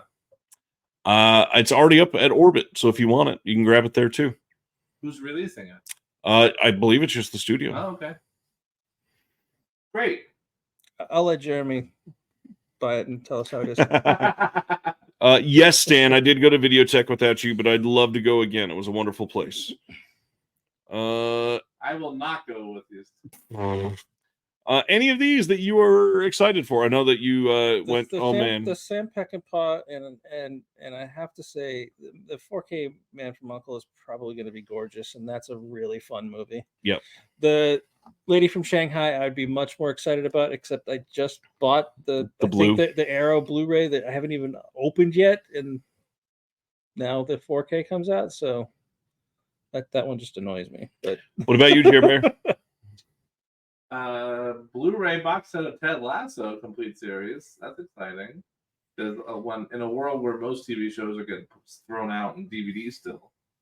So that, and I agree. I already pre-ordered. Michael Coronado, how hell are you, man? He and I worked together at Cinelicious. That dude knows how to restore films. And he restored No Way Out. Look at that. Yeah, and I was going to say, there's a Kevin Costner film there, which I think the No Way Out. That Gene Hackman in the background. Yep. Yeah, that's Barry in the headline there. Gene Hackman. It's a Gene Hackman film that Kevin Costner's in. Stan is saying, what's that edition of Election? It is a Paramount Presents 4K release of Election. If you want it, it will hopefully be okay. Paramount's kind of 50-50 on their 4K releases, whether they're good or not. True. Red Eye looked great. Yes, Red Eye was beautiful. Absolutely beautiful. Terry is hoping to see The Humanist Vampire on Saturday. Didn't realize the blue was coming out so soon, but that explains its limited run this week. Yes, it would. That is happening more and more. And Sasha agreed fully. I am not a Chuck Norris person at all. Are you a Chuck Norris person? When I was a kid, and then I realized he's a raging asshole. I mean, growing up, yeah, my parents, we watched all of the, Good Guys Wear Black, right, and all of his stuff we saw when I was a kid. But and then the legendary Chuck Norris meme is one of the best memes of all time, but not a real fan of the guy himself. Understandable. I watched a lot of Walker, Texas Ranger. I'm sorry. As a kid, as a young lad. Don't think I've ever seen any movies with him though, and I don't feel the need. You're very quiet. His movies are much. Movies are much better, I think, than that show probably. I will say recently, while working on the Nail Gun Massacre 4K from TerraVision, I got to interview Rocky Patterson, who is the build star of Nail Gun Massacre 4K. He's the doctor. He's hardly in it at all. It's his name that's plastered all over it. And I was like, so Rocky, you didn't do much else after this? And he went, well, I was in a couple episodes of that what do you say, Texas Walk show. And he kept saying it the wrong way. And it was so much fun. The dude's a blast. Everybody needs to check out the Nail Gun Massacre 4K. It's such a great disc. But now, we're here to talk about Deaf Crocodile. Woo! So first, catching up, for those that have not been aware,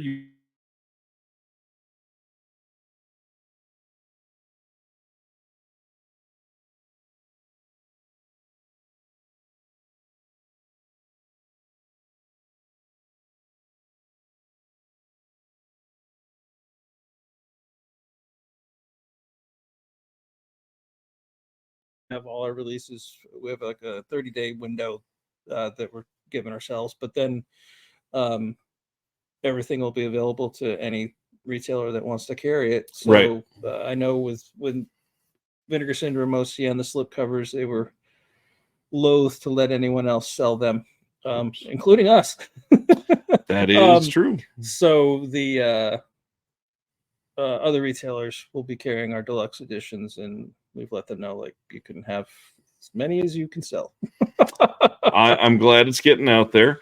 Sasha is asking in the chat, curious, the name Deaf Crocodile, where did it come from? This is available on their website. You can read it right now. Comes from an old movie biz story involving Victor Mature that was told to co-founder Dennis Bartok years ago by Terrence Stamp. I'm not going to spoil the whole thing.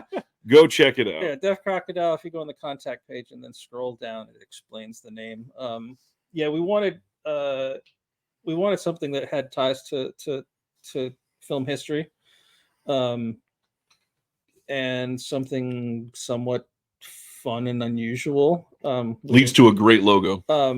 Yeah, and so we and then also, anyone that knows me, I'm a huge Prince fan. So given the titles we tend to go after, there was a fairly obscure Prince song that the title made sense as a name for the company, and it was really neck and neck, Deaf Crocodile or Beautiful Strange. And whether they had a legal foot to stand on, we would have been able to win the case if they decided to sue, and his estate is rather litigious. So we're like, you know what? Let's just not, even though legally we have the right to. So we went with Deaf Crocodile. Immediately, the image of what our logo is kind of came to mind, and called our good friend Brian Level, and said, "Hey, will you do a logo for us?" And he's like, "Absolutely." And I described kind of what I wanted, and literally his first draft sketch, I was like, "That is exactly what I want." He nailed it first try. He also did the Pied Piper standard edition and the Vinegar Syndrome slipcover artwork. Very nice. With the move from OCN over to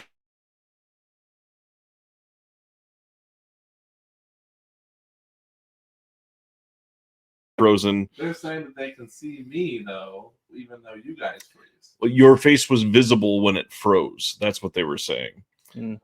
Jeremy looks so tense while frozen. So I'm also frozen. Yes, you're in the same house. I don't know. I don't know if you can change Wi-Fi I don't think midstream. I can. No, I was told not to cross the streams. Okay, don't cross the streams. That's never good.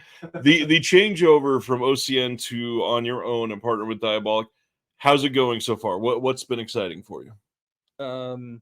The fact that we can announce like over a dozen titles tonight. That's a big change. That's a huge change. Yes.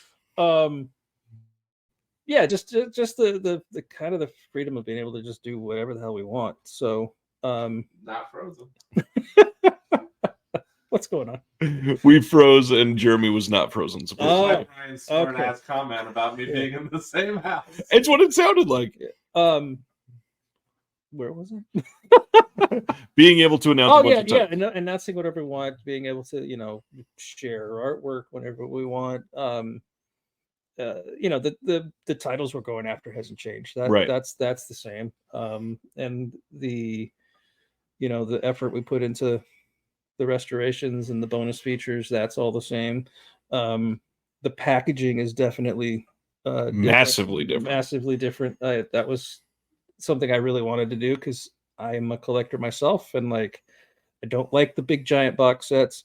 I don't like the packaging that's not the same size as a Blu-ray case. And so I was like, this was kind of like exactly, it's nicer. It's nicer. It's a little bigger, but not obnoxiously big. And I'm like, plus being a big on the artwork and the graphic design end of things, this gave me a way to. You got more free space. Well, yeah, we've got two different pieces of artwork now. We've got the standard edition and the deluxe edition, and I'm just reaching out to all my wish list artists, and so far I've been just astonished how many have said yeah. Well, on the design note, we're gonna trickle these out a little bit. The first thing we're going to talk about is this title. Adela has not had supper yet. This is available for pre-order starting tomorrow on the Diabolic website, and it is releasing at the end of August. The picture on the left is the deluxe edition hardbox art, and then on the right is the standard edition art. If you buy the deluxe edition box, the standard art is in the box, so you get both of these. And the 60-page book. Yes, the books are incredible. This looks fantastic. What do you want, Bella? Same writer-director team that did Mysterious Castle and the Carpathians. Nice. As fun as that film is, I think this one might be even more fun. It's very Peter Sellers Pink Panther kind of vibes to it. And cross that with Johnny Dangerously a little bit. Double sold. And it's a lot of fun. It's a lot of fun, and it's a beautiful restoration. I did not do it, so I'm not taking credit. I'm not patting myself on the back. It was done by the fine folks at the Home Archive. They did the restoration. It looks fantastic. When David sent me the QC for the disc and I popped it in, I saw it on my TV for the first time. I was like, holy shit, that looks good. Can you share bonus features or anything we're getting? It's okay. If I could remember. That's okay. Let's go to the next one. But the usual, interview, probably a Zoom interview, commentary track, all the deluxe editions with the books have two lengthy essays. Yes. One by Walt Chaw, and then we'll get somebody else to do a second one. So he's so far not cut us off. And I've told him, I'm like, you're going to write something for every one of our releases until you say no more. So yeah, I'm excited to that's actually a thing. Cause again, it's like asking some of my dream artists to do a cover. And when I asked, well, okay, would you be willing to do one for all of our releases? And he's like, sure. I'm like, really? That's a big deal. Big deal. Vance says it's fun to have a subscription and just know these will be coming my way. Yeah, that's the big plus for these if you are a subscriber. So you will be able to pre-order this starting tomorrow on Diabolic. Last time they did this, it was around about midday that it went up. So check around then. Probably about the same, yeah. And best thing to do, time this with a couple releases that'll be coming out at the end of August. Throw Diabolic some money. Make sure you get the exclusive. And it's a great way to get this release. And we will learn some more about this tomorrow, I'm sure. Then we'll cover one more, and then we'll take some Deaf Crocodile questions. In the Moscow Slums, this one will be available for pre-order at the end of August, releasing at the end of September. I freaking love the art on this one. I gotta say, it looks fantastic. Haunt Love did the slipcase for the deluxe edition, and Beth Morris, who's unofficially our graphic designer because she kind of does everything for us now because she's awesome. Right. Did the standard edition cover, and both look so damn good. This one directed by Corinne Shekhnazarov, who's done a handful of your titles. What do you want to tell us about this one? It's based on a Sherlock Holmes novel, and they replaced two figures from Russian history in place of Sherlock Holmes and Watson. It's a lot of fun. I mean, it's kind of in like a little bit in the vein of like some of the more modern Sherlock Holmes films that have been released here. Yeah, I can see that. But just with it's from Russia, so it's not quite the same. And beautiful, the cinematography and the sets and the costumes, like really, really gorgeous film. And yeah, it's fun. It's a good one. I will say the coloring in this movie is shockingly great. It's beautiful. I there was a couple scenes in this that I was blown away. Just not even listening or paying attention to the story, just wanting to marvel at what was on the screen. It is beautiful. Silent Mandible wants to know: are all of these that we're going to be talking about tonight included in the sub? Do we know that for sure? So far, yes. So far, what about the rest of them coming? Probably yes. Probably yes. Well, because there's going to be we don't know the exact schedule yet, and Right. a lot of these, especially moving further ahead, we're going to be releasing more than one title a month. So one will be in this sub, and then the other will be available for a discount for the subscribers, but not necessarily in the subscription.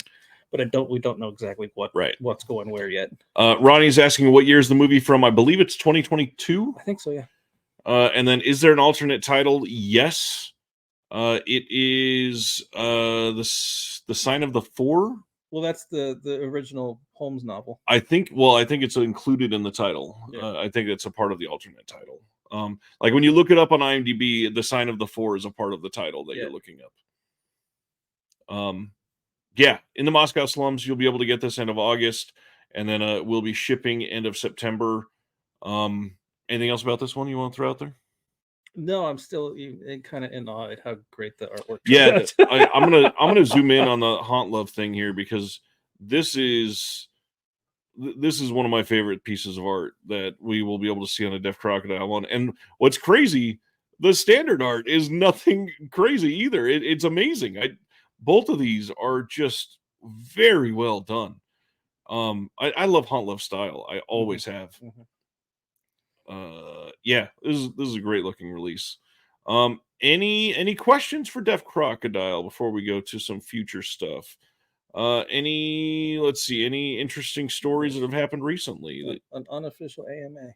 Yeah, that's what we're here for, to hype up Deaf Crocodile.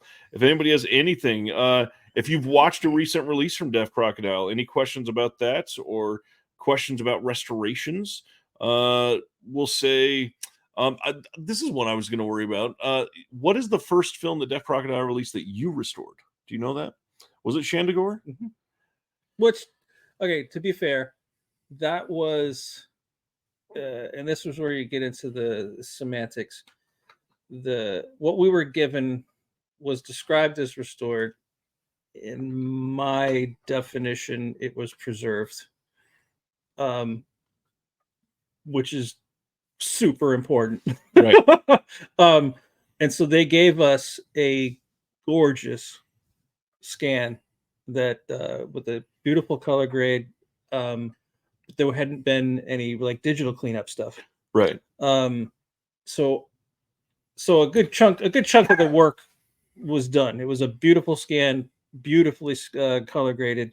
And what I did is I then went in and just cleaned up a lot of dirt, scratches, flicker. There was a few scenes that had some sort of looked like some sort of water damage. So there was weird like water spots all over it. Right.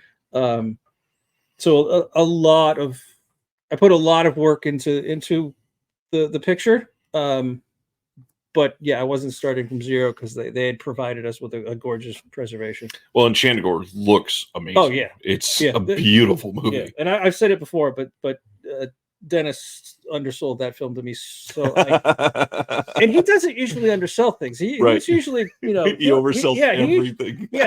He's quite a salesman, and he's like, yeah, this one's pretty good. And then like I saw the link, and then I watched it, and I'm like, Jesus Christ! I'm like, that thing is amazing. Right. It's way better looking than that type of film. Like, it's just weird. It's like it's a kind of a spy spoof, but not quite as spoof because it also works on its own as a spy film. Yeah. And then, but 4 minutes into it, they're making vagina jokes. And the imagery, every shot is so gorgeous. Yeah. Terry has a question. For the limited number of titles that Deaf Crocodile has streaming on Canopy, is there a chance that we will see those on physical release down the line? You must probably talking about our like South Asian films. Probably. We are trying to get together some of them. trying to Maybe. trying to put together a box of one of those directors' films. But that's not a done deal yet. But we're hoping, and he's a absolute discovery to me. Like, I've just fallen in love with. Terry says he watched Gotti, Children of the Sun, and was curious to see more. Yeah, it's really good. So yeah, there's no done deal, but we're hoping at least some of those we'll be able to get a physical release.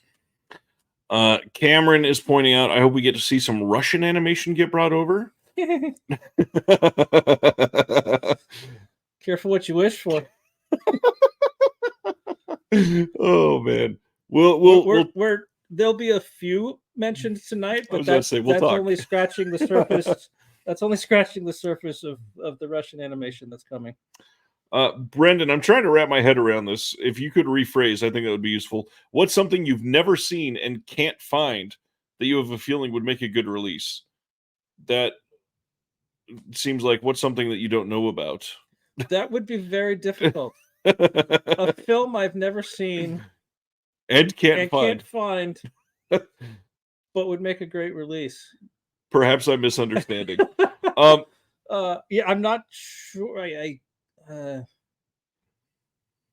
trying to think of what would come close to that description.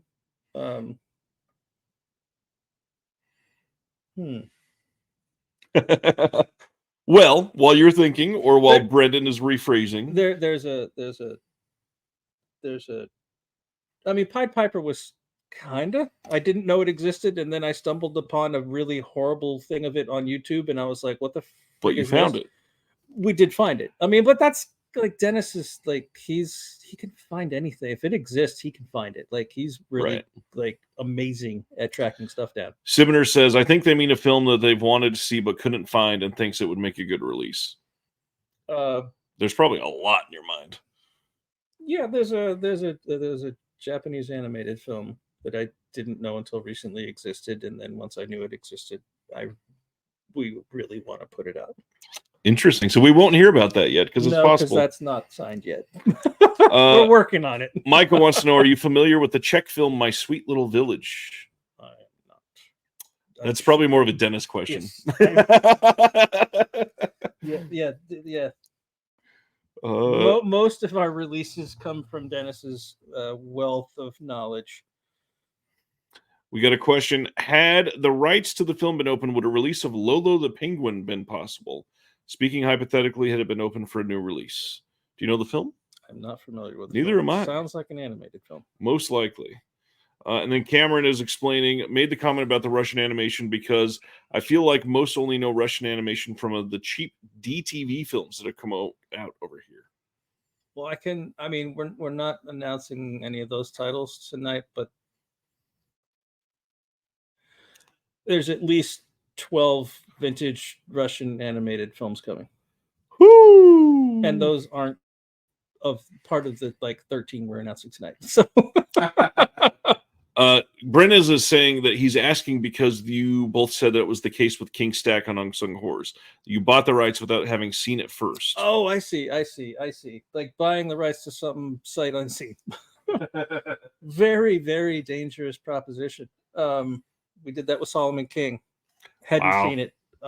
Just based off the music. We heard the soundtrack and we're like, how bad can the film be? That is an amazing gambit. There's another film, which I think Dennis may have mentioned on that podcast.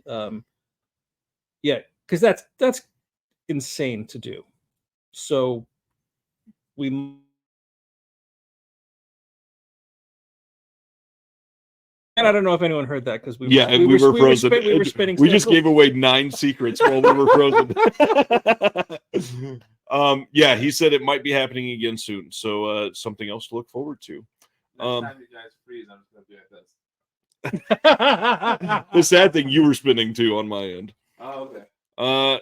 Let's see. Sasha, have you guys ever heard of Twilight of the Cockroaches? Seems like it would be up your alley. I don't know that one either. I'm not familiar with that one, but just from the title, it sounds like it would be up our alley. Then we got from Chris, any idea if Sergei Parajnov's films are preserved anywhere? Glad we have color pomegranates, but jonesing for a 4K of Shadows of Forgotten Ancestors? Dennis question. Definitely a Dennis question. Wondering if Ukrainian film preservation is extremely challenging right now. Yes, there's a long list of films that we want to do, and we're in talks to license before shit hit the fan, and now everything's just on hold. Well, even I don't know how much you can talk about the Most Film thing, but a lot of that was, if it wasn't started when it was started, it would have been impossible to do now. Yeah, absolutely. Yeah. Our relationship with Mosfilm happened before things went south. It's a kind of, we were just very lucky at the time. And then when the war broke out, we were just kind of panicking. We were like, we just signed a deal for like a bunch of Russian films. We're like, people are gonna fucking shoot us. But luckily, people were able to separate politics from art, which is the whole, like, our point. Like, it's not, right. Artists aren't waging war. Like, we will come back for a couple more questions. Let's talk about a couple more of these. This one's already been announced on the show because BFI announced that they were doing the Outcast as well. But this is coming out soon from Deaf Crocodile. Any thoughts on it? Yeah, I mean, Irish folk horror film that is just rare in itself, that it's an independent Irish film. And then I gave you a peek at some bonus features that are going to be on here. The restoration on the shorts look amazing. Man, compared to what they were, it's night and day. Well, because where they came from, it was right. 8mm that had been, God knows what had been done to it, but they were rough. But it's kind of incredible that they exist at all, because it's the writer director of the Outcasts films he shot as a child with an 8mm camera with his friends, and with incredible talent. Yes, that's the thing that's kind of astonishing is they are 8mm, they are amateurish, but at the same time, he's like, you can see like what a story how amazing he is at telling a story with pictures, because he shot these in 8mm without sound, edited them, and then like they're good. They're like it's kind of amazing. And some of the camera work, I'm like, this was like a team with a little camera, like just kind of playing around with his friends, and like there's a small camera and Sammy Davis Jr. Sammy Davis Jr. Charlton Heston, Peter O'Toole, his dad worked at the studios and they knew people, so he got some cameos. All right, let's go to one or two of the ones that we have not covered yet. Next up, oh boy, Cathedral of New Emotions. To say this is a weird one would be an understatement. I don't even know how to describe it. Sci-fi anime, German. If anyone's old enough to remember the SNL skit Sprockets, old enough. It's this is out there. Like this is something that they would have shown a clip on Sprockets. Like, interesting. It's wild. It is wild. I'm very eager to see this. I've loved all of the animation releases so far, and this looks like it fits in perfect. Yeah, it's pretty wild. I think all of the voices are all like computer synthesized. So like, it's wild. Interesting. This one's it's gonna be one of those films where like people are gonna be like, that is the coolest thing I've ever seen, or people are gonna be like, what did I just watch? Why? Yeah, it's gonna be polarizing. Well, you got some people excited already. Ronnie's in. Cameron says Cathedral from that one image looks wild. I am down. Yeah, that's their spaceship. It's a hand like holding a shipping container. That little thing that looks like a radio dial is actually the windshield wiper. It's wild. It is wild. Nice. Cameron. And again, good. Not for kids. Not for kids. Great. Deaf Crocodile's animation releases are great, and Cameron has all of them. Kind of looks like Peter Mack's artwork. It has 11 logged views on Letterboxd. Jeez. Can't wait to pop that up. Wait, I keep saying this. Like, I'm like, we just like making life hard for ourselves. Well, speaking of that, stylistically reminds Hat Bears of Belladonna of Sadness. It's a that frame maybe, but yeah, Belladonna was that one was really fascinating and a real like pleasure to work on. Because there's very little actual animation in that. It's mostly watercolor paintings that they pan over, and so there's some watercolor, there's some actual animation, there's some like pen and ink drawings. That one was just amazing to work on. Do you remember the year that it's from? This one, yes, 2006, and it's German. It's German. Do you have the text document? I do have the text document. Yeah. Cathedral Pneumo. Yep, 2006. Okay. I love Sivner's comment. He asked if does it come with an edible? Comes with an edible. I think you'll need to supply your own, but it's probably the type of film that might make sense. Let's do one more of these before to some questions. Freckled Max and the Spooks is on the way. This one probably is appropriate for children. 1987 Slovak film. Based on Dennis's description and what I've seen, for me, it reminds me of Neil Gaiman's The Graveyard Book. Oh wow! So it's this orphan who ends up basically living with Frankenstein and Dracula and a ghost and all these other spooks. And yeah, this one's pretty damn cool. I feel like you just got a quote that you can use on the website. Brendan says, "Your curatorial sense is the only barometer of quality I need when blind buying." Well, shit. Yeah, we should get a T-shirt and get a T-shirt for Dennis. Because 90% of the stuff we do is this is Dennis's curatorial sense. That's a big deal. And I've come to just trust him. Like, there's been a few that I'm just like, really? But right. I'm like, you know what? He's been programming for a long time. Like, he knows what he's doing. We did get a couple questions earlier. Sergeant Bilby wants to know, any hope of animated films like Cat Soup? I think we know you love your cat films. I know. I think, if I'm not mistaken, Cat Soup is really short. And yeah, if we could figure out a way to make that work, or I don't even honestly know if the rights are available, but it's too short for its own thing. Or yeah, I mean, obviously we'd have scooped that up if that was a feature. It has to be a cat film. Yeah, absolutely. I love that it's a thing now. Oh, that's amazing. Simner says, I swear sometimes I feel like I've fallen into a fever dream when Deaf Crocodile drops their titles. Well, this is going to be a hell of a dream tonight.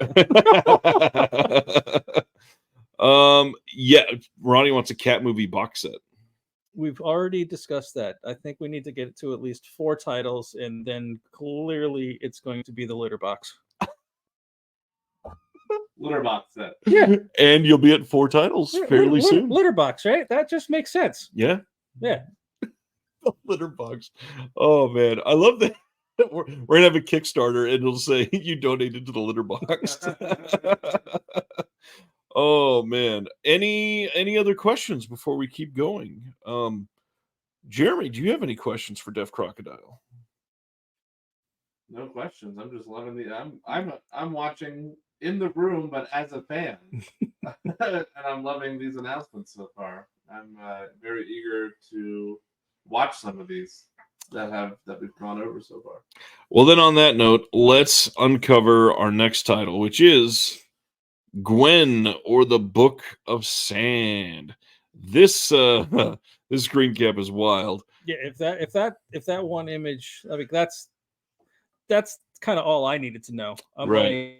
like an animated film that looks like that. Yes. This one does not have any text. No, it's where is this from? This is French. French. Nice. And is this your first French film on Deaf Crocodile? I think so, right? Technically, the first film from France, our second film in French. True. Because Shandagor was Swiss, but was Swiss French. Yep. Yeah, Dennis and I were talking about this today, like making comparisons, like how would we describe this? And I mean, the list of titles he came up with, I was just like, well, that's good company. Like Dune, Fantastic Planet, Angel's Egg. It's that vibe. Yeah. And Angel's Egg. Well, breaks my heart. Yeah, I imagine that's one you wanted. Oh yeah, we had been talking to the rights holders for years. Oh yikes. That's rough. And then they didn't tell us who made the bid, but they told us how much it was, and we're like, okay then. Have a nice day. I'm glad we spent the last 4 years trying to get this. Yeah, this looks beautiful though. It's absolutely incredibly gorgeous, and we're hoping, no promises, 4K HDR, because wow, if anything that needs HDR, this is the film. That's gonna be great. Yeah, the colors, I can't imagine.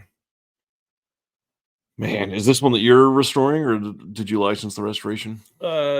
License the restoration. I might fine tune a few things, but it's in pretty good shape. Nice. That is a plus. No new comments on questions, so let's go to our next one then.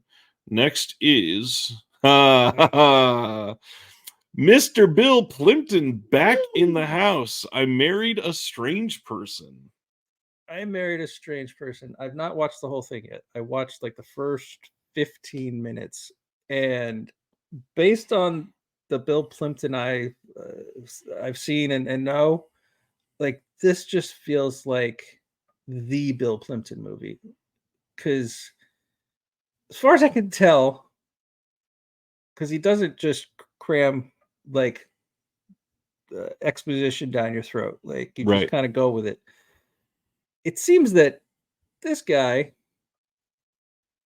thinks something and it becomes reality. Bill Plimpton has this stream of consciousness style of storytelling that fits that special ability, and the two come together, and it is wild beyond imagination. It's Bill Plimpton's mind just barfed out onto the page, and it is so fun and crazy. Like it's fun. It's really fun. And apparently dirty. It's Plimpton. Again, not for kids. Not for kids. Ronnie is asking, we put out a lot of animation, not for kids. Will there be any more Plimpton shorts on this? Yes. 2. 2 Plimpton shorts on I Married a Strange Person, and we are spoiled. We are absolutely spoiled. If that's not enough, though, why don't we make everybody's night and also talk about Mutant Aliens from Bill Plimpton, also coming. And now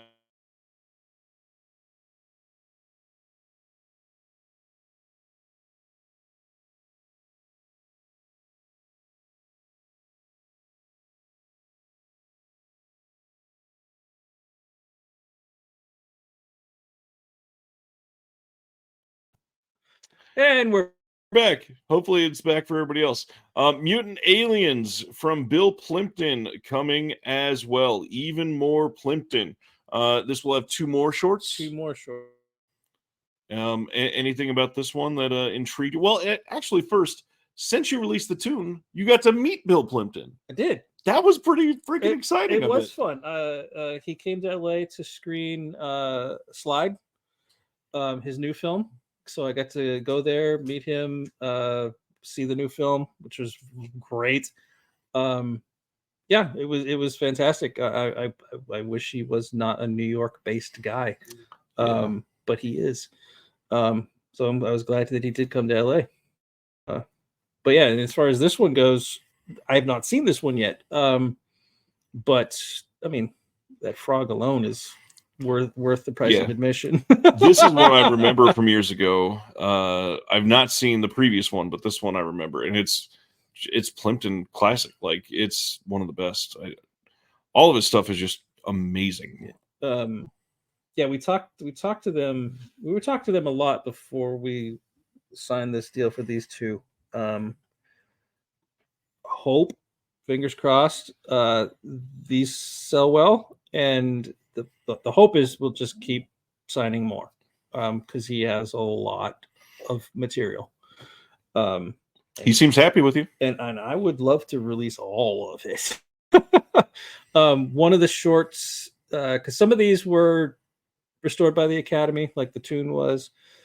Some of these, they had a short-lived deal with Shout Factory that apparently had like licensed a bunch of stuff and then made some HD masters and then just did nothing with it, and then the license expired. Oh, weird. Yeah, very weird. So they have some stuff that was already HD mastered from that deal, but there's a lot of stuff that hasn't at all. Right. And so of the 4 shorts, at least one of them we're gonna scan and I'll restore. And since we're starting from scratch, I'll make sure we do like a 4K, and it'll be on Blu-ray, but he'll have a 4K master.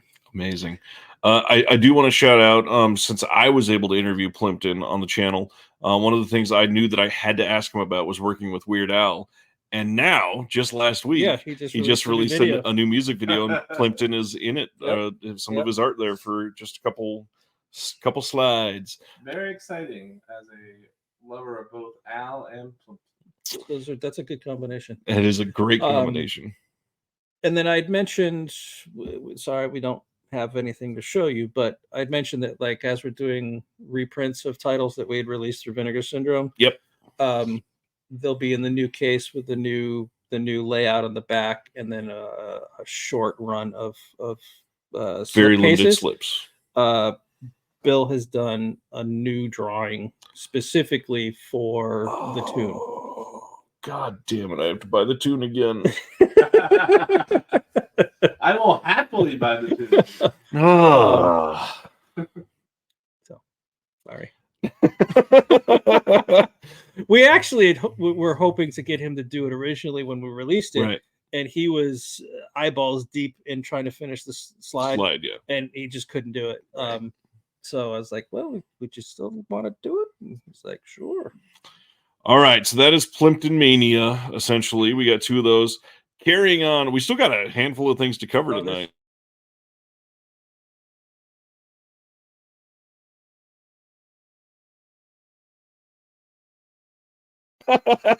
Hey, there it is. There it is.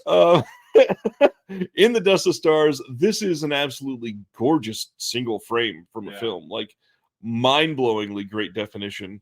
What do you want to tell us about literally just like scrambling to get stuff for you tonight. I just went into the film, was scrubbing through it, saw that image, was like, output JPEG, like that's directly from the master. Wow. 1976.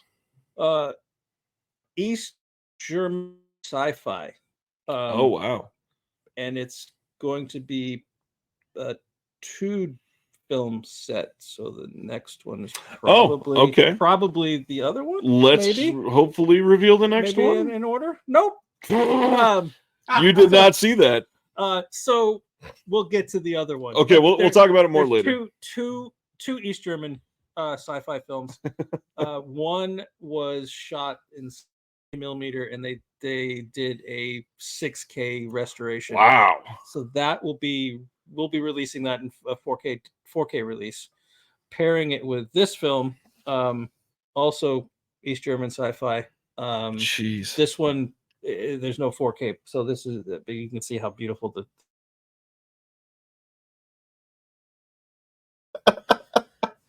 It's 2024 in Los Angeles, and we can't get Wi-Fi on a fairly decent computer. computer, and it's not. It's not your computer.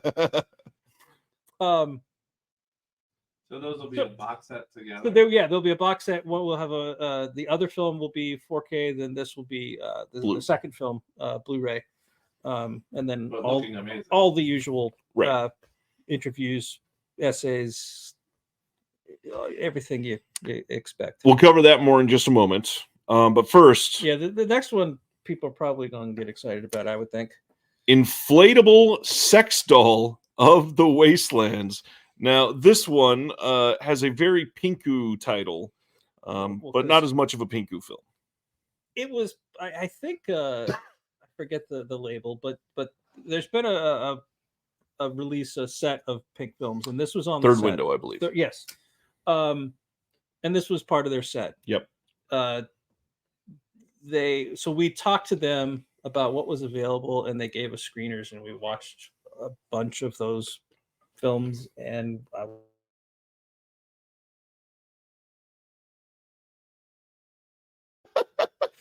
we're back. So let me talk quick. So we watched a bunch of those Pink films, figuring like, well, maybe there's something here we can release, and most of them were kind of just cheap smut. Right. This one, however, was different. Written by the co-writer of Branded to Kill. I think this is actually directed.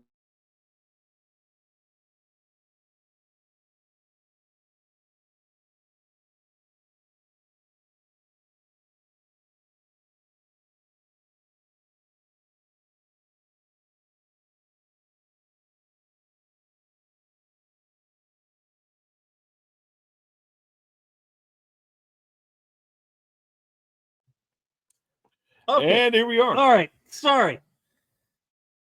So yeah, this one was different. This one, less seemingly just cheap exploitative, and it has a really amazing kind of noir crime vibe to it. So I immediately was like, the title is just ridiculous. I'm embarrassed every time I have to say it, but the film's really kind of cool. So it's this. We're going back to we got the raw scans that Third Window had used. They just basically put it out that way. Right. I'm gonna spend way too much time trying to make it look as good as possible. We've had this for over a year.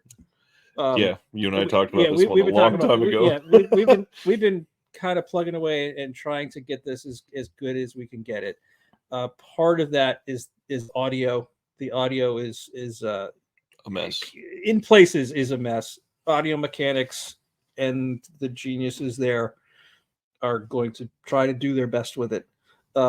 They were like, "Can you get another scan?" And we're like, "We tried. We can't. Like, this is it." So our release will be, unless someone miraculously finds new elements somewhere, will be the best this can look and sound. And it's a very cool film, regardless of the ridiculous title. Well, there's also another still from it, and is a great looking shot.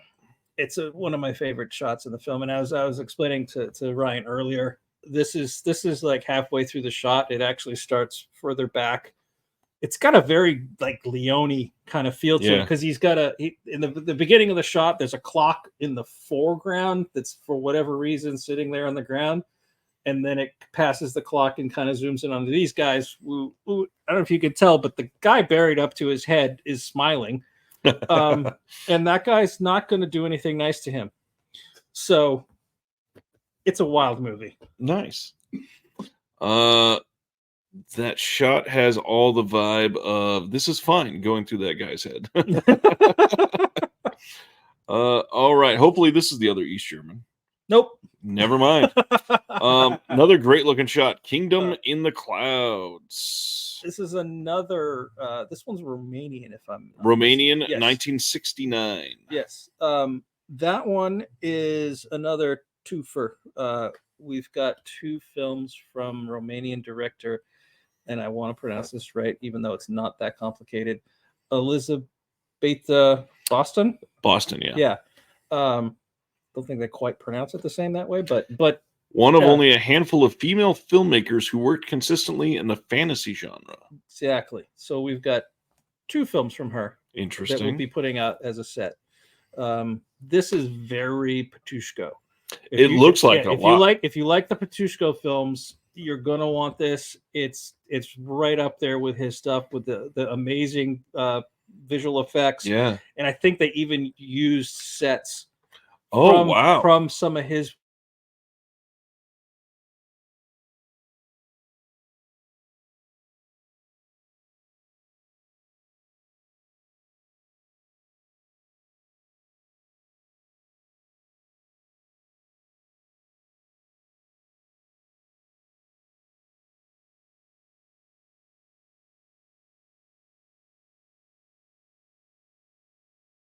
Just leave. And we're back. All right. So, Patushko, very, very similar to his fantasy films, and in fact used, I think, some of his sets. Quick, next one before we Next one. Okay, again. now we're in a hurry. Mama, aka Rock and Roll Wolf. So yeah, this is the other one from Elizabeth of Boston. This is a musical, and it is a wild musical. They're all dressed as animals. He's the wolf. I'm assuming like the big bad wolf. With a, it's got to be at least 10, 15 minutes long towards the end. It's just this Ice Capades number. Like it's all singing and dancing on ice. Right. It's wild. Dennis posted that frame on Facebook the other day, and he was shocked at how many people knew what that was and were very excited. Yeah, this is 1976, so 7 years after the previous film. Should be a great double feature.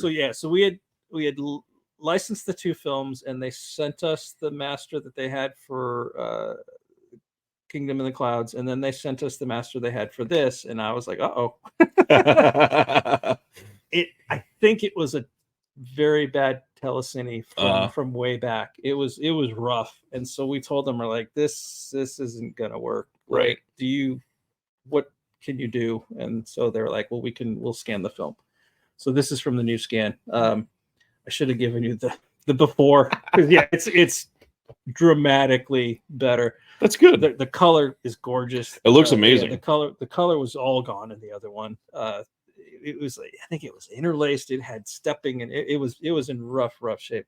And now you can see individual purple dyed hair follicles. Yes. That's crazy.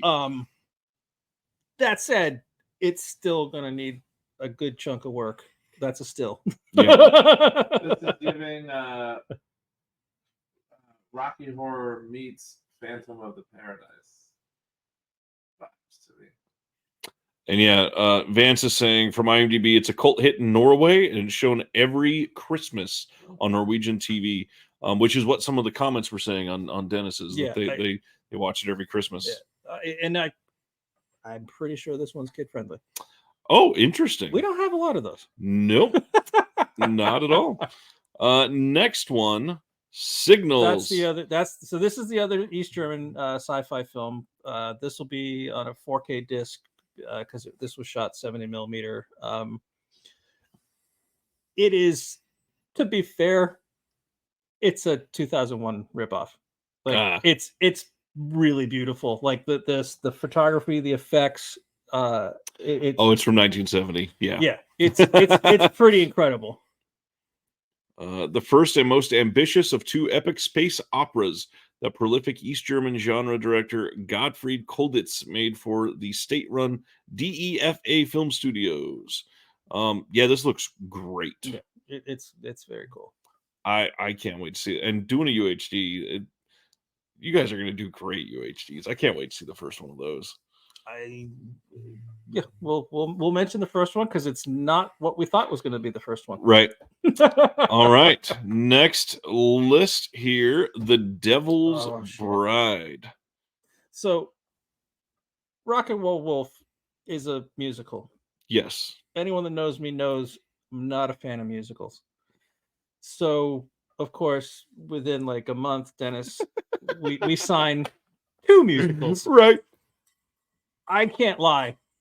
I've only really watched the opening like 9-minute number. This literally is like one of the first shots in the film. Right. And yeah, this is not CGI.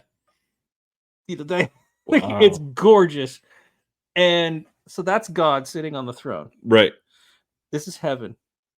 They then have a party, and they're singing and dancing.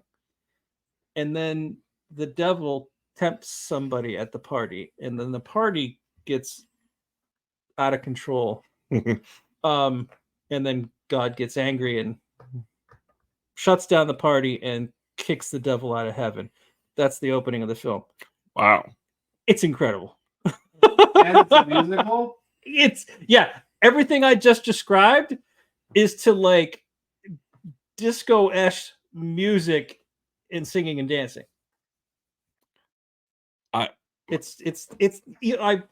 wish I should have just made a clip of that, at least the part of that opening for you, so you like. It's hard to describe. Well, Dennis's copy. Imagine a wildly surreal early 1970s Lithuanian rock opera directed by Ken Russell.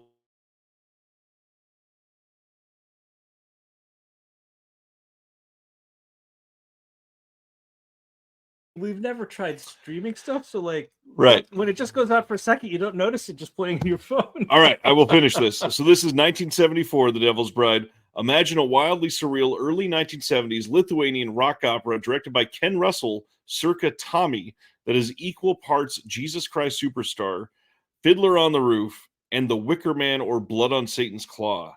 And you have some idea of the elemental strangeness and beauty of this film. I mean, this is looking fantastic. I'm very eager to see this one. Pulp Viking is very excited about musicals coming. So far, too. This sounds absolutely and incredible. This one's so obscure. When I was Googling it, trying to get information, if you don't add the word Lithuania, you're not going to find it. Right. Like, all right, jumping straight into our next one, since we're blowing some people's minds. The Pass. Somebody asked for Russian animation. And this is a pure right there. This is a scan of the film cell. Yeah, that's the raw scan. I was going as quick as I could to get you guys stuff to see, and we haven't done anything to it yet.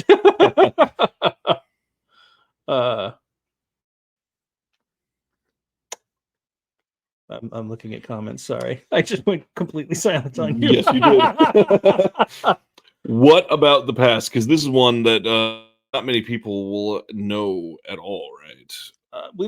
There was somebody just recently on Twitter asked for this specifically. So is it 1988? It is also. I don't think I have. This is going to be another one that's paired with another film. So there's going to be 2 Russian animated sci-fi films. Very nice. That's just one frame example. Like, this visually is really spectacular. I mean, it looks very unique. I do see someone that's concerned with musicals as they subscribed. We're not going hardcore into musicals. Only 2 so far. Yeah. No other musicals have been signed. And if you like Deaf Crocodile's lineup, give them a chance anyway. Yeah, we're not going to. These are not Broadway. Imagine The Devil's Bride playing on Broadway. I see it. So yeah, it's yeah. They're not going to be something like you'd see here in the U.S. This looks stupendous, and with more Russian animation coming, I'm very eager to check those out. I don't know that I've seen many Russian animations, so it's an exciting time. So yeah, these are a bit. Do you have the year on The Pass? 88. 88. So yeah, so this two film set are going to be a little bit newer. We've got some really vintage stuff coming. of Russian animation that people are going to be pretty excited about. Brendan says, "Long live Deaf Crocodile. If this stuff comes, you guys are definitely champions of home video." There's no if. Yeah, Craig is breaking Yeah. his back to get these out. The only way these aren't coming out is if God forbid no one buys our stuff and we go out of Right. business. Well, and here's the next quote for the website. "I trust you guys, even with musicals." Well, we actually have a couple more interesting things to share. Let's go to our next one, which is Oh yeah, my alarm's going to go off in 3 minutes. So, let's talk quick. Tamla 2010, a punk cat in space. Yes. This is a beautifully animated film about a lot of political ideas. Actually, It is. Yeah, it's more of a political commentary than a children's movie that looks like Hello Kitty. Because it's not that. Not even a little bit. Yeah, I don't even know how to describe it. There's a couple of shorts that are going to be on it that is a sassy little cat. Very much so. Very sassy. Yep. Not for kids. Nope. I know it looks like Hello Kitty. Not for kids. Not really. No. Fun movie. Yeah, and we've got a lengthy interview with the co-director Kay from TOL, which is I think Trees of Life. Yeah. Interview with him on the disc, and they are just finishing up a new Tamla film feature. I did not know that part. And That's they great. gave us a teaser trailer that will be on the disc for the new film. Excellent. So, and it looks really cool. Excellent. So yeah, Japanese animation. Yeah, this one's great. I need this in my life. You will have it. Sasha says, "Punks and cats. Are you guys putting this out just for me?" Also, it's I didn't give it to you here, but Beth Morris's slipcover she designed for this is gorgeous. You're gonna have to show me. I am eager to see that. Okay, now Feliday. We've got an animated GIF here. So yeah, we have a wealth of really fun extras and bonus material and stuff. From Feliday. Right. Paul Bolger, the lead character designer, just gave us a file dump of character designs and so much stuff. So yeah, I'm being the crazy cat person in the Deaf Crocodile stable. Not for kids. Nope. Not at all. Kittens.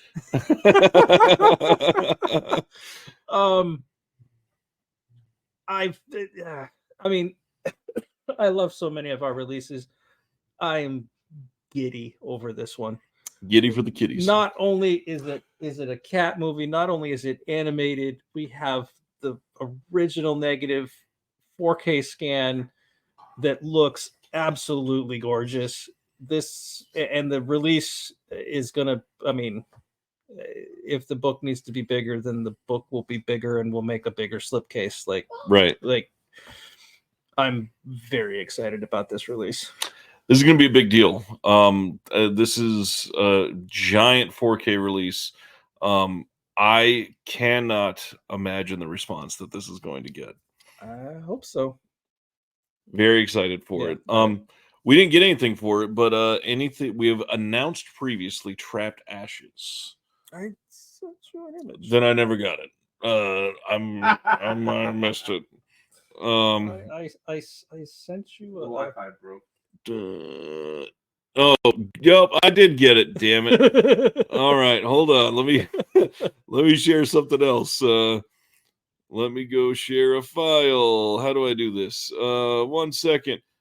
Trapped Ashes. What can you tell us about Trapped Ashes while I search?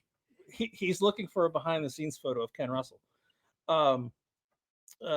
Trapped Ashes was written and produced by Deaf Crocodile's own Dennis Bartok. Oh, It is his homage to horror anthology films that he loves so much. yes.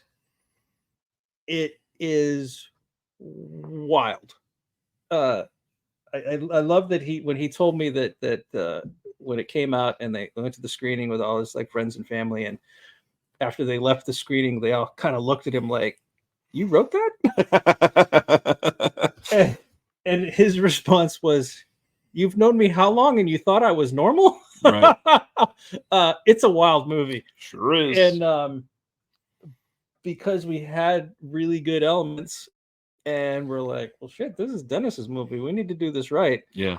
This is going to be our first 4K HDR release. First 4K for Trapped So, Ashes, and Trapped this Ashes. is a very colorful movie. It too. is, yeah. It's especially the wraparound story. Mhm. They use lots of Lots of greens. Yeah, I'm not as well versed on the Italian horror films, but I know that there's lots of like gels and Yeah. crazy colors. It kind of reminded me of that, and the HDR it's gorgeous. Yep. So this will be 4K HDR, and we've got the two usual essays. We've got an article from Fangoria from back when it came out, reprinted. Oh wow, nice. So there, and then Dennis has a lot Tons of of stuff, lot I'm of sure. set photos and stuff. So that book actually is bigger. Sweet. So we had to get get the printer to manufacture a different size slipcover box because the book's going to be bigger. But yeah, if you like, anthology horror films that don't take themselves too seriously, that are from well-known directors. Yeah. Oh yeah. Yeah, bury the lead, right? Yeah. So Dennis pulled this together. It's kind of amazing. It's an anthology film with a wraparound story that ties it together. The wraparound is directed by. Help me. Oh, I don't have the list in front of me. Oh my god, I'm so bad with names. This is embarrassing. Can you name any movies? Gremlins. Joe Dante? Joe Dante, yes. So Joe Dante did the wraparound, which I mean that would be incredible enough. Then the I think it's the first segment is directed by Sean Cunningham, who is from Friday the 13th fame. Yep. The reason this film exists is because Dennis was good friends with Monty Hellman and wanted to make a movie and be like, you should be working more than you are. I'm going to make a movie just so you are working. Right. And also his name helped get the financing. So Monty Hellman directed I think most people say it's the best segment. Yeah. Which is kind of, in all of these stories, as crazy as they are all based on some like thing that really happened. So that's terrifying, especially yikes. Especially when you see some of these stories and you're like, really? Like, yeah, it's crazy. But so yeah, Monty Hellman, and then you took the screen away. Oh, I took your screen away. I'm sorry. John Ken Russell. Yeah. His is probably the craziest. Which the effects on Ken Russell makes is sense. great. Though. Yeah, yeah. If you've ever wanted to see nipples that bite, they're vampire breasts. Yep. But the effects are good because well oh god, I'm so bad with names. This is so embarrassing. Robert Skotek is legendary. Was like effects supervisor, and then the last segment was I think his first thing he directed with John Gaeta, who is best known for doing all the visual effects and winning the Academy Award for the Matrix effects. Right. So he did the last segment, and they actually, it's interesting in the interviews and the supplements, he talks about some of the people that he worked with creating the effects for that segment that were, which is how a lot of independent films with no budgets you have to come up with different ways of doing things. And he's like, yeah, we kind of came up with a new way of doing these effects that nobody had really done before. And it's kind of sort of become like how you kind of do things in a lot of ways. Right. There's three Zoom interviews with cast members and crew and people. So it's kind of like a reunion. And my favorite of them was mostly kind of a roundtable, just reminiscing about Monty Hellman and telling stories about him, which was really interesting. And good story in there about how he kind of helped Quentin Tarantino and Reservoir Dogs. A really great story. Big deal. So yeah, that's our first 4K HDR. It looks gorgeous. We have beautiful artwork that we'll share somewhat soon. A ridiculously great release. Yeah, it is. Certainly our physically biggest for sure. What year did this come? 2006. Okay. Yeah. But yeah, it's just legend directors doing each segment. Well, and not only that, John Saxon. Oh yeah. I forgot that name. And Henry and Dick Gibson. Miller. Yep, Dick Miller's got a cameo. Henry Gibson has got a large role in it, which also we're just dropping all these giant names. Well, yeah, he's one of those actors where you're just like, oh, I love that guy, but you don't know who he is. Like, yeah, it's Henry Gibson. He's awesome. Or that guy, Dick Miller, literally from the documentary. Yeah, these are all incredible. Really cannot wait to hold most of these in my hand. I kind of think that's it. Anything else, Deaf Crocodile, that we don't have pictures for that you want to hype up or plead with the crowd? That's enough for now. I mean, I'm certainly happy to answer questions if anyone has questions, but we dumped a lot. Yeah, we dumped a lot. Chris says, God bless Ken Russell and his loopy, horny aesthetic. Amen. Eric, good evening. Been listening for a couple hours, just been busy. Want to pop in and say super excited for every one of these announcements. Brendan says, time for me to go watch something. Thanks again, Craig, for dropping all this news and doing good work. Thank you. Vance, any surprises left for subscribers, or is that pretty much it for the first year? I don't know the exact schedule yet, but there's a lot of stuff we haven't said. So, and schedules change all the time. So, can be very interesting when some of those come through. Who knows? A lot of times it's the how long it takes me to work on a restoration. Right. If we've got something that doesn't need restoration. It will take about 10 minutes. Thank you, Alexa. Where? Where are you sending us? So yeah, if I've got something that's taking longer than I thought, and we've got a title that doesn't need restoration, we might have to shift the schedule. Well, and again, some of these, like you and I talked about stuff last September that were already a nightmare that still has not been announced. So it's going to take a while for some of these. Yes, some of them are very difficult. Oh, I mean, it's look, cat butt. Cat butt. Everyone loves cat butt. I just posted that the Patushko box from the Kickstarter. Yes. We've only got a tiny fraction of it so far. That was like the first little bit that showed up at the warehouse. Right. And I had Jesse send me a cell phone picture. I was just like, it was amazing. It was amazing to see it. Actually, it's a thing. Months of work. It was so hard to get that to come together. Because it where it started, what it was going to be, and then what it turned into just made the logistics a nightmare. Right. But I think it looks like we pulled it off. I'm excited for it. There's so much coming. I mean, there's so much to anticipate. And the restoration work that you do is always from Shandigore, hell, before that, from Cinelicious stuff. And you do great work, Craig. Thank you. Stefano wants to know, can I still get in on the subscription? No. But in 6 months. At the 6-month mark, you'll be able to get the second 6 months. So probably November, maybe? That was in June, so November, December, somewhere around there. I'm guessing maybe November will be like the sign up period for like the next 6 months. What was I going to say?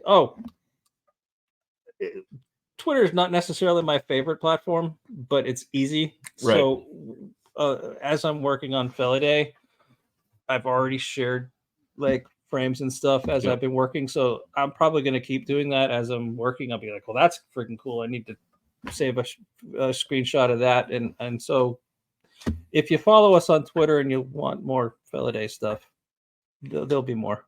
Also, Deaf Crocodile is one of the best labels for how they use their email newsletter. If you've never subscribed, go do that. Drops lots of exclusives, pictures of restoration work, highlights upcoming theatrical screenings, which you guys do with some. Yeah, there's a lot. And the last newsletter was the first time we did it, and the person apparently didn't read their newsletter. But I'm just randomly grabbing a name out of our subscriber list. And I'm like, if you get back to us, within like a week, we've got stuff we'll give you for free. Tons of giveaways. So like slip covers that aren't available anymore, and discs and whatever, any just cool stuff, just for being a subscriber. And I grabbed your name out of the list. But like I said, last month the person didn't reach out. So so I will I'll pull a different name this next newsletter. Nice. So yeah, sign up. It's me.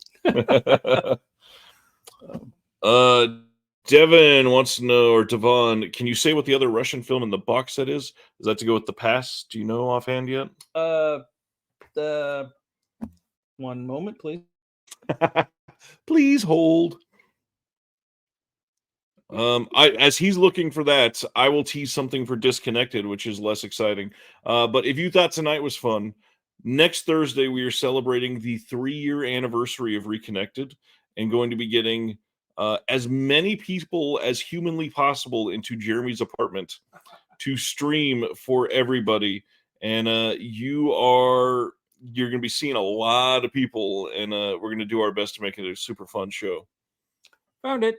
Is that The Mystery of the Third Planet? Mystery of the Third Planet is the other Russian animation 1981. Yeah. So that will be film. A little older. Yeah, that will be the one paired with The Pass.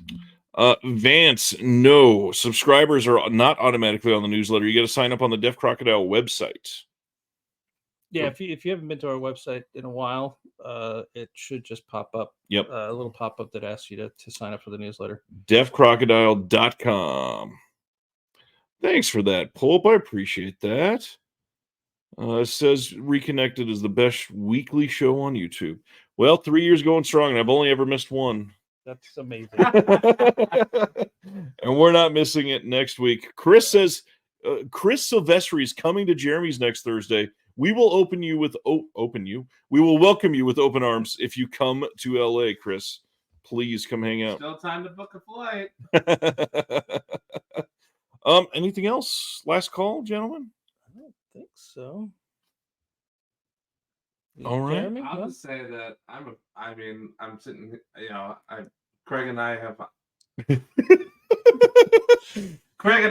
have gotten together outside of the show a couple times now, and happy to call him a friend. But I'm sitting here today as a co-guest on the show, watching in awe as a fan, because I just am so stoked for all these releases. Genuinely, not just saying that because Craig happens to be sitting to my right. I'm like, Ryan knows Deaf Crocodile is one of the only labels that I'm complete on. I love your guys' stuff, and Well, thank you. super stoked for all these upcoming announcements. It's a lot of bangers. I agree. It's been a hell of a night, and now literally you have almost all of the titles for the next who knows how long to anticipate, to love, to look forward to. We'll hear details usually last Friday of every month. Is that how? Yeah, which is tomorrow. Which is tomorrow. So the last Friday of every month will be the next pre-sale. We'll start pre-selling the next title, and then that title releases the last Tuesday of the next month. So like basically like a month later. Yeah.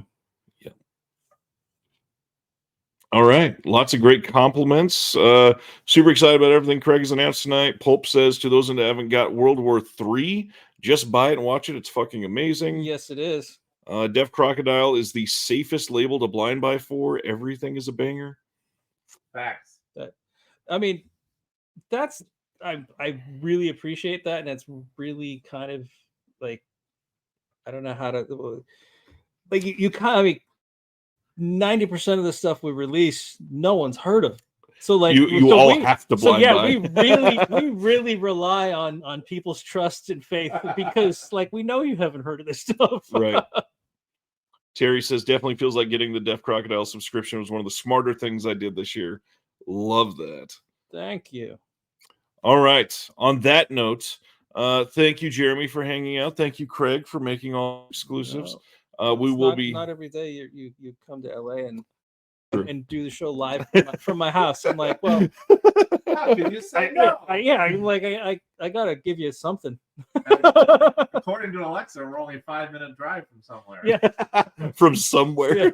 Who knows where, but it's somewhere. Again, if you are interested in a chat where we promote all these releases, check out the Disconnected Patreon, link in the description below. The Discord is by far the most welcoming and supporting online community for film, in my opinion. I know I'm slightly biased, but it's pretty great. We have multiple people from multiple labels just hanging out, giving away exclusives. If you're into it, check it out. Other than that, next Thursday, don't miss that one. It's going to be crazy. Jeremy's house is going to probably smell a little bit, but it's going to be a good time. And Definitely gonna have to turn on the air conditioner. oh yeah. I don't even want to know. All right. We shall see you all next Thursday. And until then, have a great one. Everybody the tour. Go watch a movie tonight, preferably one released by Deaf Crocodile. We're going to. Thank you for watching The Disconnected. On the way out, make sure that you are subscribed to the channel, that you've liked the video, and that you've copied the link to be able to share with someone else that may appreciate this.